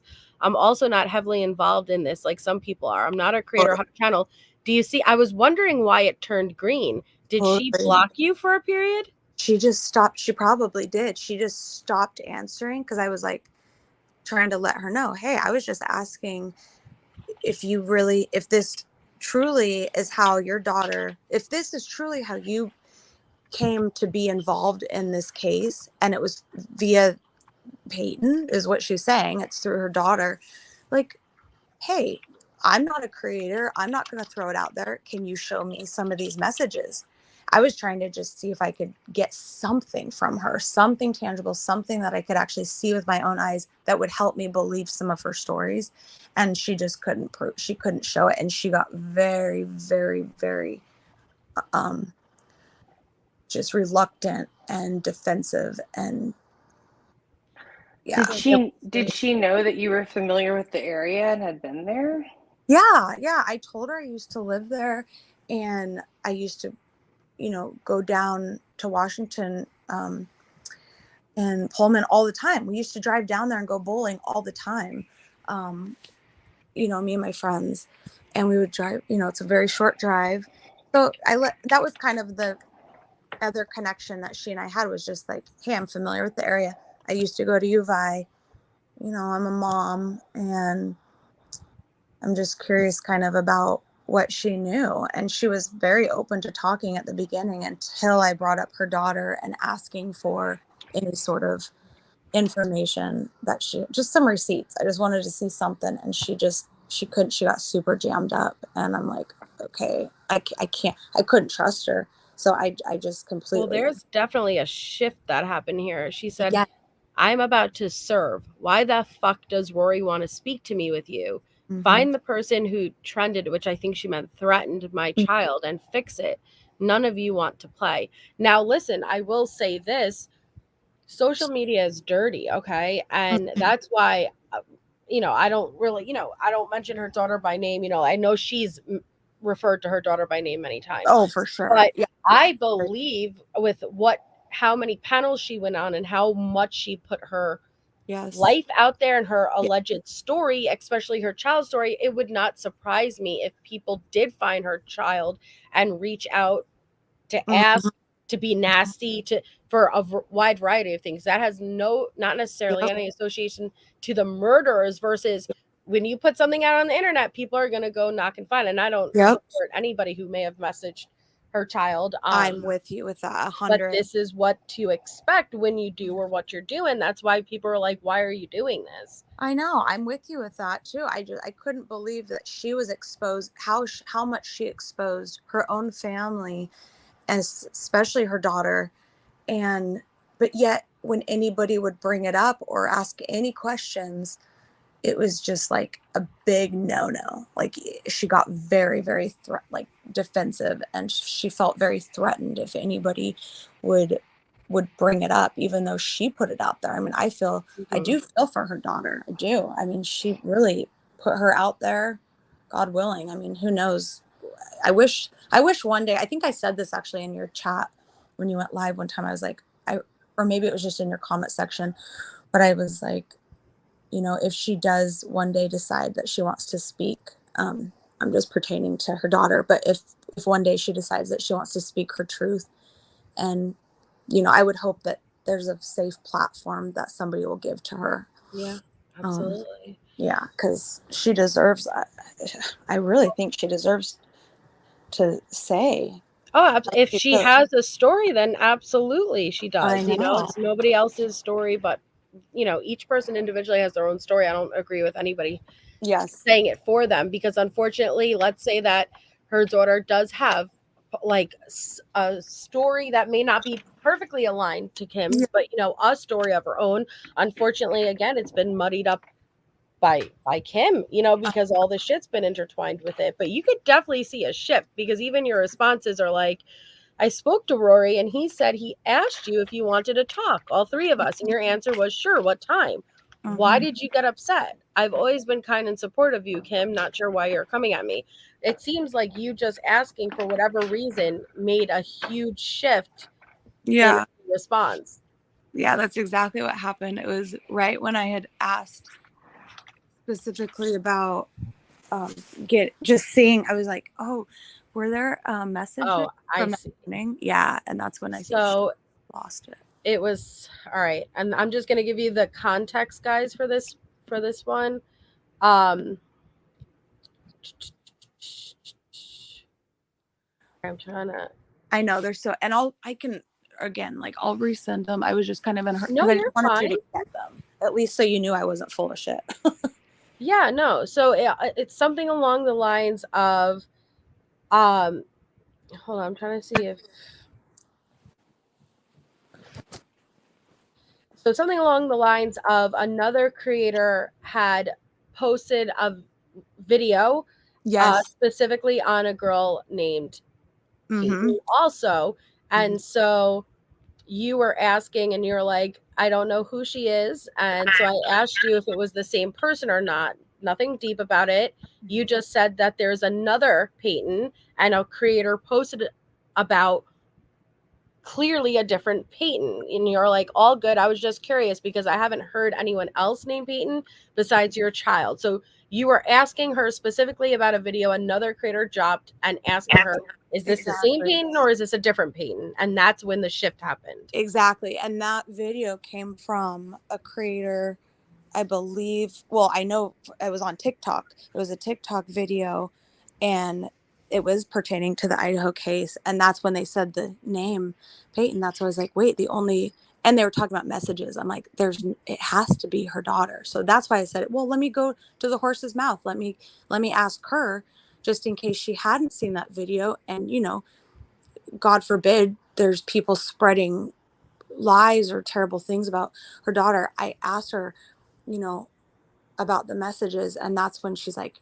pretty much thinking like that I had started some video, or which I didn't, but she blew it into a totally different proportion, thinking that possibly that I had something to do with this person bringing up her daughter, which I didn't. I had just heard her daughter's name on the channel on TikTok, and I went to her and asked her, and that's when she's like, oh my God. Yeah. Well, and Michelle, I think that's a great point, because just like you're saying, of course people are going to reach out to your child. I don't agree with it, but of course people are going to reach out when you make the claims and allegations that you make. But the same way Kim You named all of these innocent people of being involved. Do you not think people, and you accuse them of murder, do you not think people reached out to them like and did the same exact thing, you know? So just 100. saying. But okay, let me jump. All right. Yeah, she totally put her family out there. Especially her daughter. I mean, that's where it came from originally. It was like her daughter got these messages morning of, and then it's so crazy too, like how connected she apparently is to all of this too. It's like Yeah. another Good night, Modine. Sorry. Oh no, you're good. It's Well, like you're not so connected. Like she thinks she's so connected. Like Justin. Exactly. They literally think they're find. DNA. I know. And she's even saying here, it's a bit unnerving at the moment. So she's either playing it off, like things are tense, I'm speaking out and I'm not supposed to be speaking and I'm nervous, or paranoia really is building and it's happening. I can't determine whether it's legit or not, but it's just interesting that she's saying it's unnerving at this moment. So this is weird to me, this one. Which one? Do not go visiting. Stay put. You say, I'm visiting my dad and sister and nieces soon for our annual summer trip. Mm-hmm. Kim says, they have what they need. Lay low, please. And you say, I go home to Boise every few months to see my family. Kim says, Sunny, not this year. What the? I know, right? I'm like, okay, Kim, not this year. I'm like, I'll just hold off because you say so. Like, okay. Like there is a very legitimate threat for you to even go home to visit. I know. And I was just going to Boise. I had just mentioned, oh, maybe I'll try and head up to Moscow to check out, I think it was one of the pre-trials or one of the days in court that Brian was there. But I knew I wasn't going to be able to make it, but I had just mentioned it. And I said, I'm not going to be going to Moscow, but definitely I'm going to see my family in Boise. And that's when she was like, oh, no. Like telling me not, almost like when she was like, don't trust your friend. Don't trust this. Don't come here. I'm like, what? Like, why? Like, why? Yeah, like, you say, why not? Like, exactly. That's very, It's just troubling and bizarre. It's like so bizarre that she would, it's like, what's in Boise now, Kim? Like, why can't I even go home? Yeah. You're like, Brian ultimately will go down and be charged. Mm-hmm. Kim says, don't go back. And you're like, oh, I travel home to Boise to see my family. She says, know who your friends are. Do not go to Idaho. And you say, my good friends are all in Boise and Sun Valley. She says, do not go visiting. Stay put. Isn't that weird? It's beyond weird. Okay. Weird doesn't suffice. This is, does she believe it? Is this misinformation? Is this disinformation? But I can tell you this, all the creators who hosted her and because she had conversations with them all privately. This is indicative of the conversations that she was having. You know, this is how she. So if you have a creator who's intentionally feeding into it, because there's motive for creators. I'm sorry, there is. You know, when you have this person on and you're hosting a very heated, controversial topic that people want inside leaked information for, you could run with anything. And so I see if somebody who isn't a creator is having this conversation with her like this, could you imagine someone who wanted, give me the juicy stuff? She would just fly. She seems like somebody who balances off. She gives what she gets. So with me, she toned it down a lot because I wasn't having it. And so she kind of like, no, you're right. No, you're, yeah. But when she's on these other panels, when they're giving, she freaking gives back a lot. Yeah, she does. She goes after it too. And I think I was getting information a lot also from Rory, because he and I were just talking, off camera, off the lives, just talking on the phone. And the stuff that he was telling me that she was saying was just unbelievable. I'm like, Rory, you've got to wake up too. I was like, I go, listen, this is what she just did to me. I'm not trying to convince you here, but open your ears and open your eyes, because I go, you're being completely, she's running with him. Like she literally, because he was starting I don't know for how long, but he was definitely believing the stuff that she was saying to some extent. I mean, he kept having her on. I'm like, what the hell? Like, why do you keep having this broad on? Like, she's a nutcase. Well, because when you have her on, Views. like, well, to be fair, Rory also thought there was fucking tunnels underneath the fucking house. Okay, but in all fairness, I will say there are not under 11. I don't know if there's any under 1122. There are tunnels near and under the adult house, because the boys used to go down there and play, like go down there and like drink and stuff. So there are I mean, of course, we all know there's tunnels in Moscow. There's tunnels over by the frats, but who knows if there's tunnels by 1122? And I'm sure as shit they're not running people back and forth under there. I mean, not that I know of, but I mean, come on. Some of it's just so outlandish and so.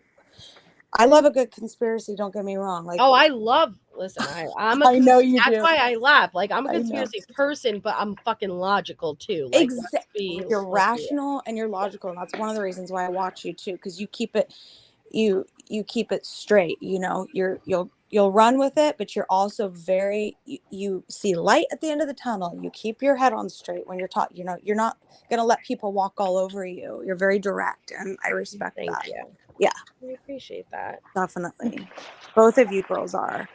Thanks. Oh, thank you. And Brat said she'd love to do a 3-way call and compare shit because she's picking up on things that she's noticing too, and she thinks notes need to be compared. Oh yeah. Yeah, I didn't get a chance. I didn't really get to talk to Brat that much. I mean, I think she was on maybe a couple of the calls, but I know that she was, she modded for Rory for a little bit, and she stayed on after I was there.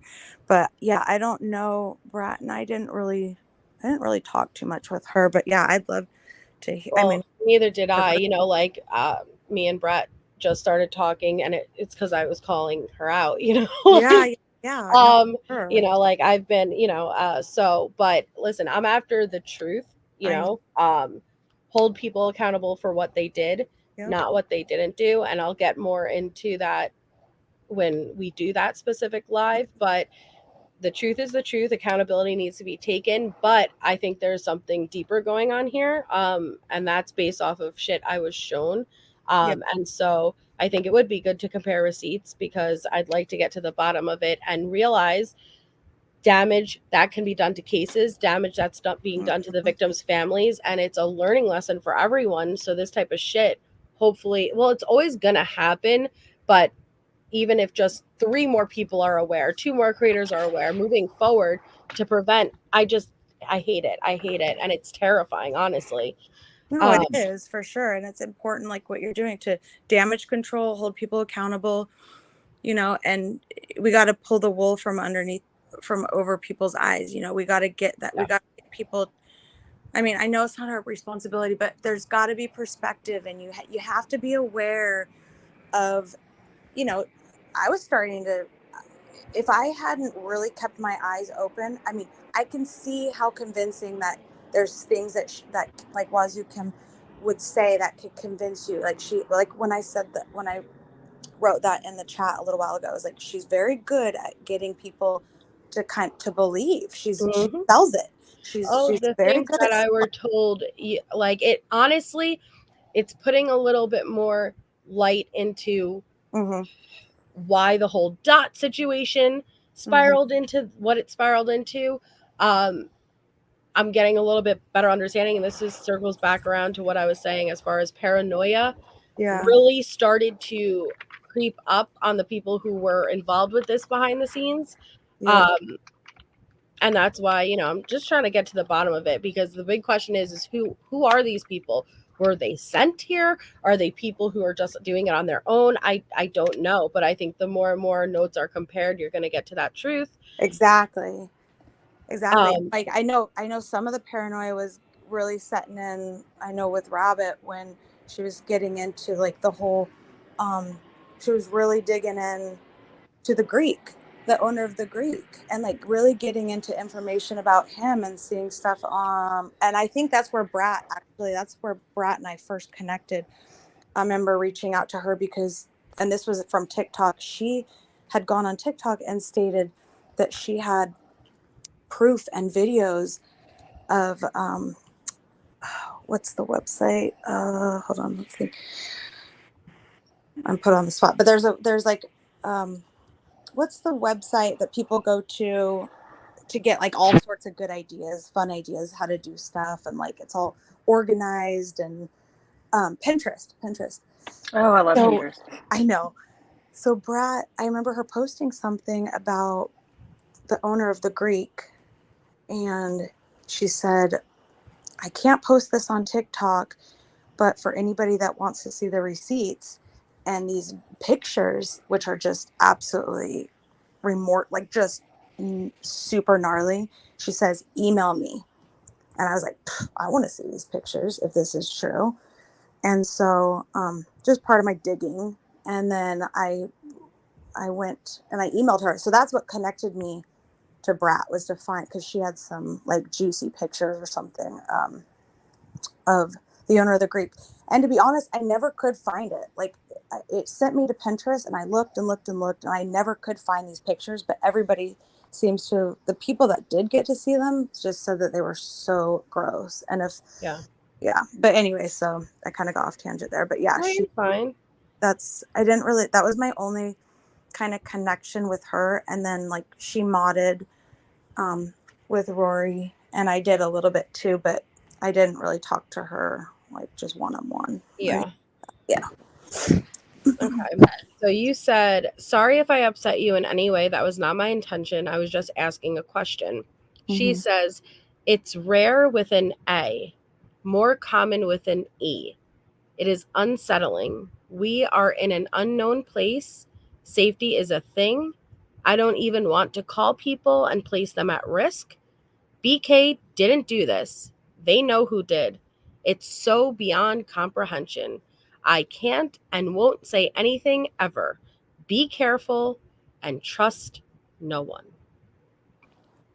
What? It's rare with an A, more common with an E? What does that mean? What does that mean? Yeah, I don't know. I just was looking at that again when I sent you that, because I haven't looked at those texts, since they were sent. I haven't looked back at them. So this is the first time that I've looked at them in that long. So I don't even know what that means. I have no idea either. It doesn't make sense to me. It's rare with it. Oh, maybe just when she spells out rare is what I'm thinking. So it's rare with an A, more common with an E. Oh, the name Peyton, maybe. Oh, okay. Yeah, because that would make sense. Yeah, that would make sense, because that's the question that you asked that got her upset. Yes. Okay, that makes sense. But for her to be like, we are in an unknown place. I don't want to call people. I'm putting that, like, she is directly in it all, and she is in jeopardy. But let me ask you, so if you really are in jeopardy, if you are threatened like that, why would you continuously put your family on the line, panel after panel after panel, to this day? I don't know. I think honestly, she was like, I need my voice to be heard. I need to expose. It's like she wanted the exposure, even if it cost her sanity, in my opinion. Her, I don't know, but she put everything out there, and then it's like she didn't expect to get so much heat back, but she didn't present any receipts. Like she just came in really hot and said that this is how it is and this is what happened and I have all this information. But like, if any one of us would have done that and we didn't show up with receipts, like we would have just been like, I feel like everybody else would have been like, you're crazy, we're not going to listen to you. Like she was able to run with this for so long. I can't even believe when you said that she's still on that she's still on YouTube. That blows my mind that she's still doing this. I guess to whoever listens to her. She's adamant Brian didn't do it. So again, going by what her narrative is that my daughter was privy to these Snapchat messages prior to 911 being called. My daughter's home was used as an alibi, but now how the hell do you know specifically what took place? Because even if I'm playing devil's advocate and leaning towards what you're saying is the truth, you still would not be privy to that type of information. This is bizarre to me. Okay. Do you think her daughter, did she ever say that her daughter showed her those messages? How did we find out if she, no, how did she find she out? said it on my panel. She said she was told. She's never seen anything. She's seen messages allegedly after, but not a single message prior to 911 being called. That's bananas. That's crazy to me. That is like unbelievable. And then like how fast she was on getting a hold of law enforcement too. Like, didn't she say like, oh, that she called the FBI like the very, like that next day? I think it was like the 14th she called or something. Like she's like, she was on top of all of it, like either the 13th or the 14th. But I remember her making a really bold, strong statement at one point saying that she had contacted FBI about the messages that her daughter had seen, that about the time frame. And it was like, I mean, those are such strong statements, and to not back that up, like, and what's the point of not too? Like, why would that hurt her? If anything, it helps the case. You know, it helps everything, put things in perspective. It helps and she's all about trying to help. It's like, by you showing any point of, let's say the text just said, hey, come over to the house, whatever it may say, like, I'm just speculating, but even just something like along the lines of somebody else knowing that it happened early on, just for her to share some of those, or even just a smidgen with any of you main creators. I mean, I don't, even privately, I don't know how that would hurt or jeopardize anything, especially if she's already shown the FBI, and law enforcement. See, she's saying, like, isn't Showalter and the boy who died Delts? I'm not sure who that is. Oh, the Delts, yeah. If Showalter is innocent, he needs to start talking. Or is that too much of an expectation? Why are you taking somebody who's innocent? He was cleared, and intertwining him. That's not okay to do. Yeah, she was big on Showalter. There was something about him that she just, I don't know if she just didn't trust or whatever, but she was definitely anybody but Brian. I mean, and it's like, she was finding anybody but him and trying to lay guilty charges on everybody else, just whatever names that she had within her reach, she was putting it on. I'm like, those are serious accusations, Kim, to put that on anybody.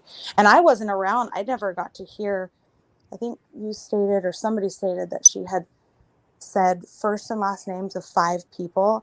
I mean, I would never repeat that, but I never got to see that live. I never got to hear the names. I never got to hear anything like that. I mean, I can always go back, but I had just heard, obviously through the grapevine, that she had gone on to somebody's panel and stated 5 names first and last.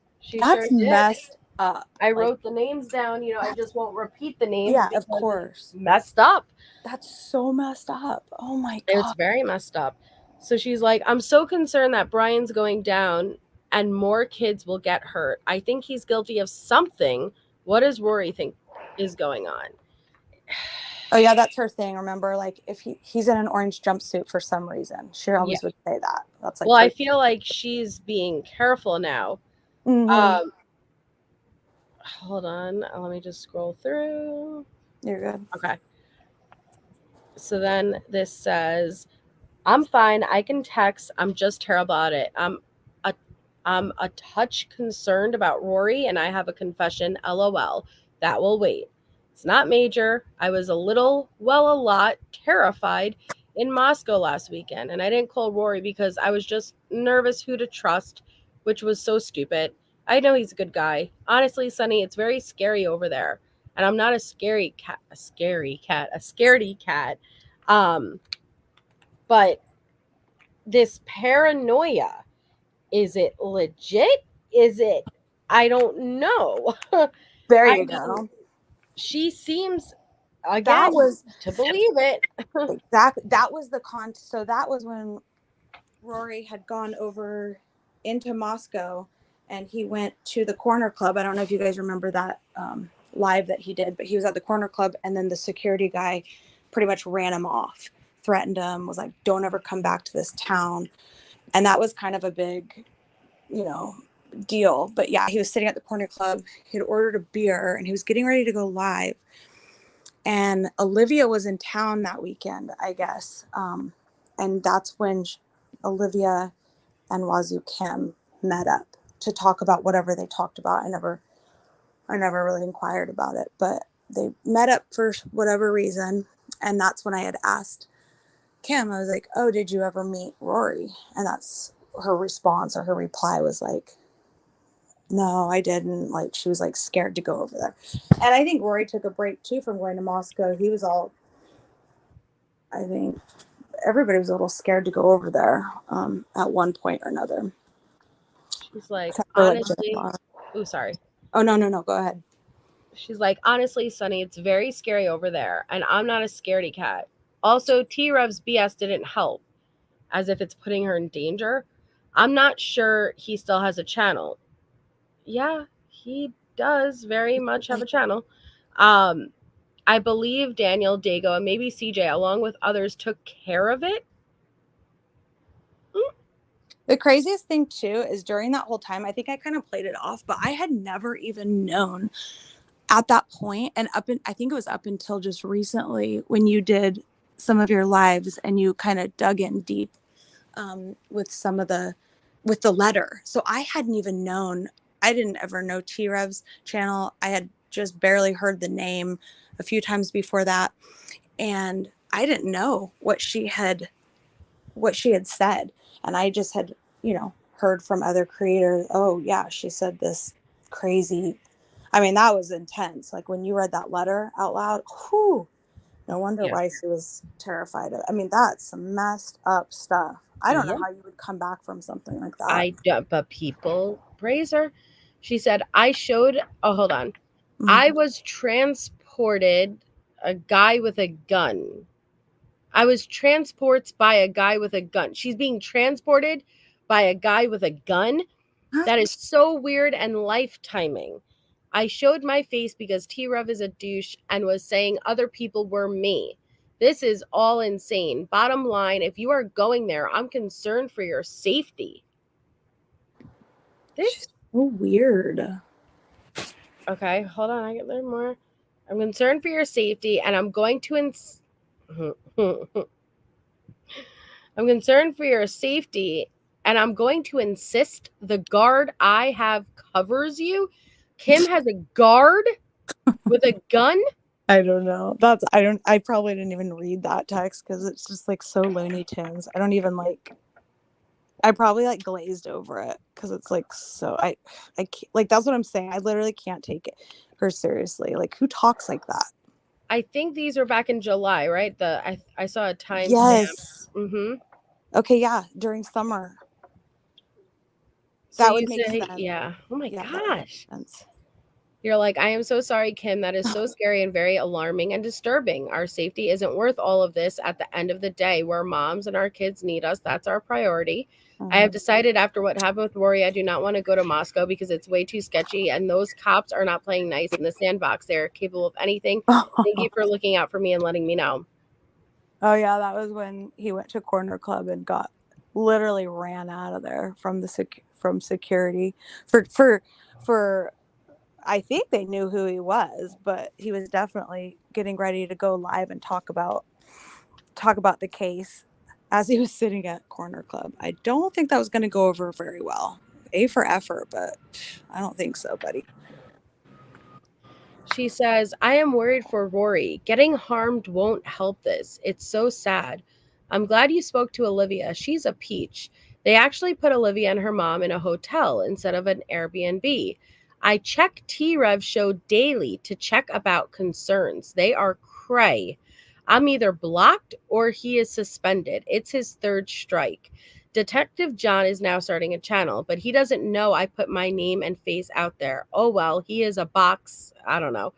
But Kim, what are you working to try to get T-Rev's channel taken down for? That's so crazy too. And she knew. I didn't know who John was. I don't know who Detective John was. I didn't even know who T-Rev was. And then like, so she was just spilling at that point, just like going on these tangents. I'm like, okay. Because he exposed the horrific shit you were pushing behind the scenes to all these creators. I'm glad he did. And you check his channel daily. How would you know how many strikes he has? Number one, weird. But what are you working to take this guy's channel down for? Because he didn't, like, if this was about the truth, yeah, exactly. If this was about the truth, I thought you said you didn't care what people thought. You didn't care if people question you. Exactly. What's the problem then? Exactly. You shouldn't have been so irresponsible as to do what you were doing in the first place. Exactly. Even if it were true, I don't agree with what you were doing. For sure. Well, I guess I'm just confused because like she doubles down on that email so much. So why is she saying she's upset with them when she's like owning it on other panels? Great question. Hey, Earth. So I think this is more in the beginning of your conversation. You're like, I'm free tonight if you want to FaceTime or whatever. She said, and this is what Shay I was saying was interesting. Hey, put on sweetie pillows. She meant sweetie pilos, like sweet. What is it? She meant to say Sweetie Pilo. That's the creator. Oh yeah, Sweetie Pilo. Yeah. Yeah. She said, put on Sweetie Pilo's last live with Donna Serafina. I'm not Juju, but what she's saying happened. And well, listen, then call. I will explain then. It's insane. Like, seriously, Kim, a psychic? You're like, wait, is this Kim from WSU? You number who this? Do I have the right number? But that's just so funny because Shay picked up. She was telling me privately. I know she mentioned it on our panel. I don't even know who those people are, and she knows that. I'm like, that those are psychics, and they. Oh, really? Reverend Donna Serafina, she actually was insanely accurate when it came to the Daybell really? case, Fallow and Daybell. Oh, very accurate. Whoa, that's crazy. Down to like the PJs and really? Yeah. Wow. Yes. Oh, and trip out. she's very gifted, like, but it is her site, and like it is a like the interpretation's open. It's an active case, you know. Yeah, gotcha. But Shay said, Melissa, I think she's getting her stuff from Donna Serafina. And I was like, what? Why? She's like, there are so many parallels. It's almost like she's watching them and then she incorporates it into her own story. So when I saw this, I was like, yeah. Okay, yeah, that makes sense. That makes sense. That's that's she comes so up with interesting. her own narrative. That's what I was writing in chat. I was thinking that she was getting stuff from, like, I think I wrote like Reddit and 4chan and yeah, I think she just goes and she gets all this crazy information for these really untrustworthy sites, and then she comes up, she puts it all in a pot, stirs up, comes up with her own narrative, and then just like regurgitates it out to everybody and just makes people listen over and over and over again, and like until you start to go crazy. Because I was like losing sleep, Melissa, over some of the stuff she was saying to me. I'm like, this is unhealthy and toxic to be talking to this woman and having even any type of relationship. And I knew there was something wrong. When I started feeling like that, I was like, okay, I got to get out of this, just that whole circle of people. I just had to completely pull myself away from it because it was very toxic. Like, I'm okay. A house up the road had a fire and everything was shut off. Everyone is fine, but geez, timing. So even if there was indeed a fire, she's over here thinking it's related to her. There was always stuff about fires too. Like I remember having conversations with her, and like at one point she said that she had to move out of her own home with her kids because her house caught on fire. Like, I just feel like there was always like stuff about fires being around, like the conversations she was talking about. I'm like, what is up with you and like fires? It was very weird. But yeah. Oh, I see where she freaked out. You asked, I knew you had told me before about your daughter, and the next morning, and I was curious how she was informed about it.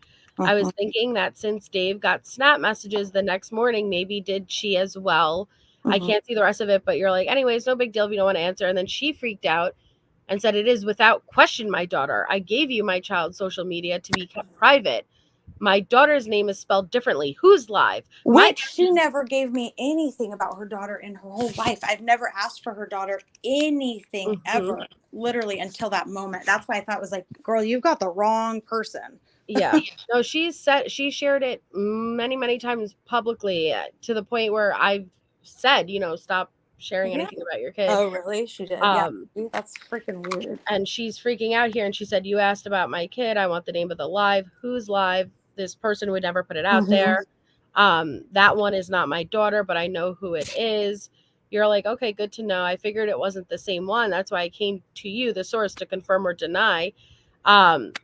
Even though I knew they were talking about her daughter, in my heart of hearts, I knew they were talking about her daughter. I just let her go along with it. I was like, oh, okay, sure. Oh, yeah, I could see the flip. I could see the shift here. I'm not going to keep going on to, because you know what? Like with that, at the end of the day, that's, that's her kid. And I could understand paranoia at that point, flipping out, and just anytime your kid's name getting flown around, even though I think she put her out there, but I'm not even going to focus on those specific messages. Exactly. That's what they're just, it's like you get the context. Most of the craziness was literally, it was that last phone call, and I'll never forget it. It was just, she went off, and that's when I was like, man, I'm taking this woman out of my life, because she was just she lost it and was just going off on me. And I'm like, I've never been told, like, I don't think I've ever been talked to like that by another adult woman. I don't even think anybody in my life has talked to me the way that she talked to me. Like, it was so unnecessary. Yeah, she flipped. So crazy. Yeah, she did. Was that a one-on-one call with you guys? Yeah, Sorry if you said it was just the both of us. And I remember calling Rory afterwards and being like, I texted him. I probably could go back through them all. I've saved every text messages to Rory too. I could probably go back to my text message from that same, like, if we pulled up the dates from that last text with Kim around that sick, because I remember texting Rory right after, and I think even talking to him right after and telling him everything that happened, because I was like, this woman's crazy, bro. Was he surprised? He just was like, he was quiet. He was always very like supportive of me, and like always very, very like cool, just like chill, but yeah, he seemed, I'm trying to think of how he acted. I think, yeah, I remember him being like, no way, really. But the way that he listened to me, and I felt like he was supporting me, but then I was just caught off guard, because he was like kind of talking crap about her and in agreement at one point, and then he would like have her on his live, and I didn't understand that. Like, I understand it now more looking back, because so much more of it is like content and views and getting her story out and this and that. But like at the time, I just felt like she was doing so many people dirty that, to me, the healthiest approach would just be to like get this person away from you, right? Like get her out. And he was like almost stirring the pot. He was like putting more, he was just like stoking the fire. And I was like, why are you even associating with this person? And he kind of just kept going. And that's what threw me off with him, was that he was continuing, because then I stopped talking, not in like a bad way. I just was like, I'm just going to remove myself from speaking with him. And he never reached out again either. But I just didn't like that he was still communicating and like talking with her. I didn't understand that. I just thought it was like, I just thought it was dirty. You know what I mean? Well, that's why I'd like to know, like how much was it's her intent to come out here and disinform people, and how much was she, I don't know, like started with her own thing, and then other people came in and fed this and this and this, and she went with everything. Gotcha. I don't fucking know. Yeah. But the problem is that this is going rampant, behind the scenes. This is going rampant publicly, and it's having an impact. And I appreciate you coming on, and I appreciate you sharing it, like, because it gives a little bit of insight of how she was behaving privately Totally. among people, because the way people behave privately, you know, Mhm. versus publicly, there's a big difference. But For it's sure. concerning, and it appears either she's putting on a great performance or she's severely paranoid at this Mhm. point. Either way, though, like, we have to be this Careful. well, it makes me even angrier, honestly, because it's like, what about all the people you named? What do you think is happening to them? Because just because they aren't publicly out here and sharing it does not mean that they aren't getting extreme harassment and Right. hate and threats, especially when you're accusing them of being the murderers. Right. So, you know, it sucks, but I don't know. I'm just gonna keep digging, comparing shit, and try to figure it out. You do it, girl. Well, I support you, and Che, and I love your channel, so I will always continue to watch you and offer my support. And if you ever need any other information, if I have it, I got you. That sounds good, and I appreciate you coming on, and I'll email you Anytime. so we can continue to compare stuff. Yeah, for sure, for sure. I'll throw my number in there too, because I will be honest, I definitely don't check emails a lot. Well, I do, I but I don't. will say I check my texts. I will always respond via text. I'll tell you that right now. Like if you were ever text me, boom, I got you right back. I'm very good at texting. I will tell you that. But yes, we all are much I better than know it's emails. so much easier. But yes, if you send me an email, because I do check it every day. It's just I get so much freaking spam these days. It's crazy. I know everybody does though. Yeah, it sucks, you know. And then if I get like a couple of days behind, sometimes I'll be like, oh, I they're too know. old to respond to now. I know, same. I need to make just a spam email so that like everything would just go to that one. But that would be I feel ideal. like my whole like work life revolves around emails. So the last thing I want to do is email whenever I'm off work. God, I know. I hear you. It was nice meeting you more It was nice to formally. meet you too. I hope you girls have a good night. I'm gonna hop back on your live if you're still gonna be on. Yeah, I'll probably end because I have to be up in a couple hours, but I very much appreciate you coming on, and I look forward to talking with you again. All right, sounds good. Thank you, Sunny. Okay, no problem. Bye, girls. Have a good night. Okay, you too. Bye.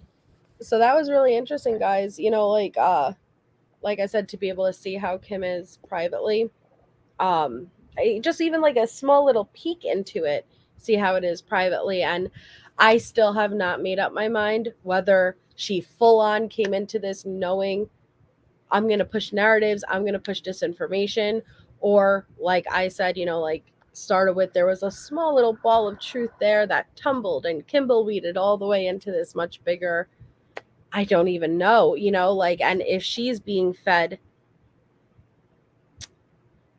theories but taking it as fact and running,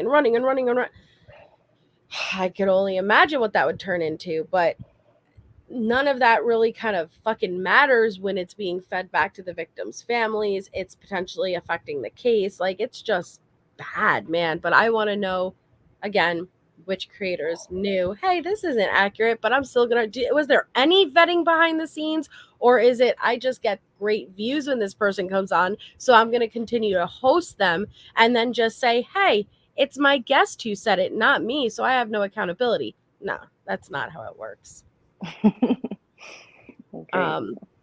But all right, thank you guys so much for coming on. Shay, thank you for coming on. And there will be the panel where, you know, we go through the receipts and show you guys what's going on with that.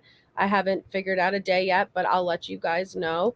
And yeah, I guess we'll take it from there. So thank you all so much for being here. Thank you to my mods, and thank you, Shay, so much. Thank you. I'm gonna jump down. Bye. Okay, have a good night, guys. You too.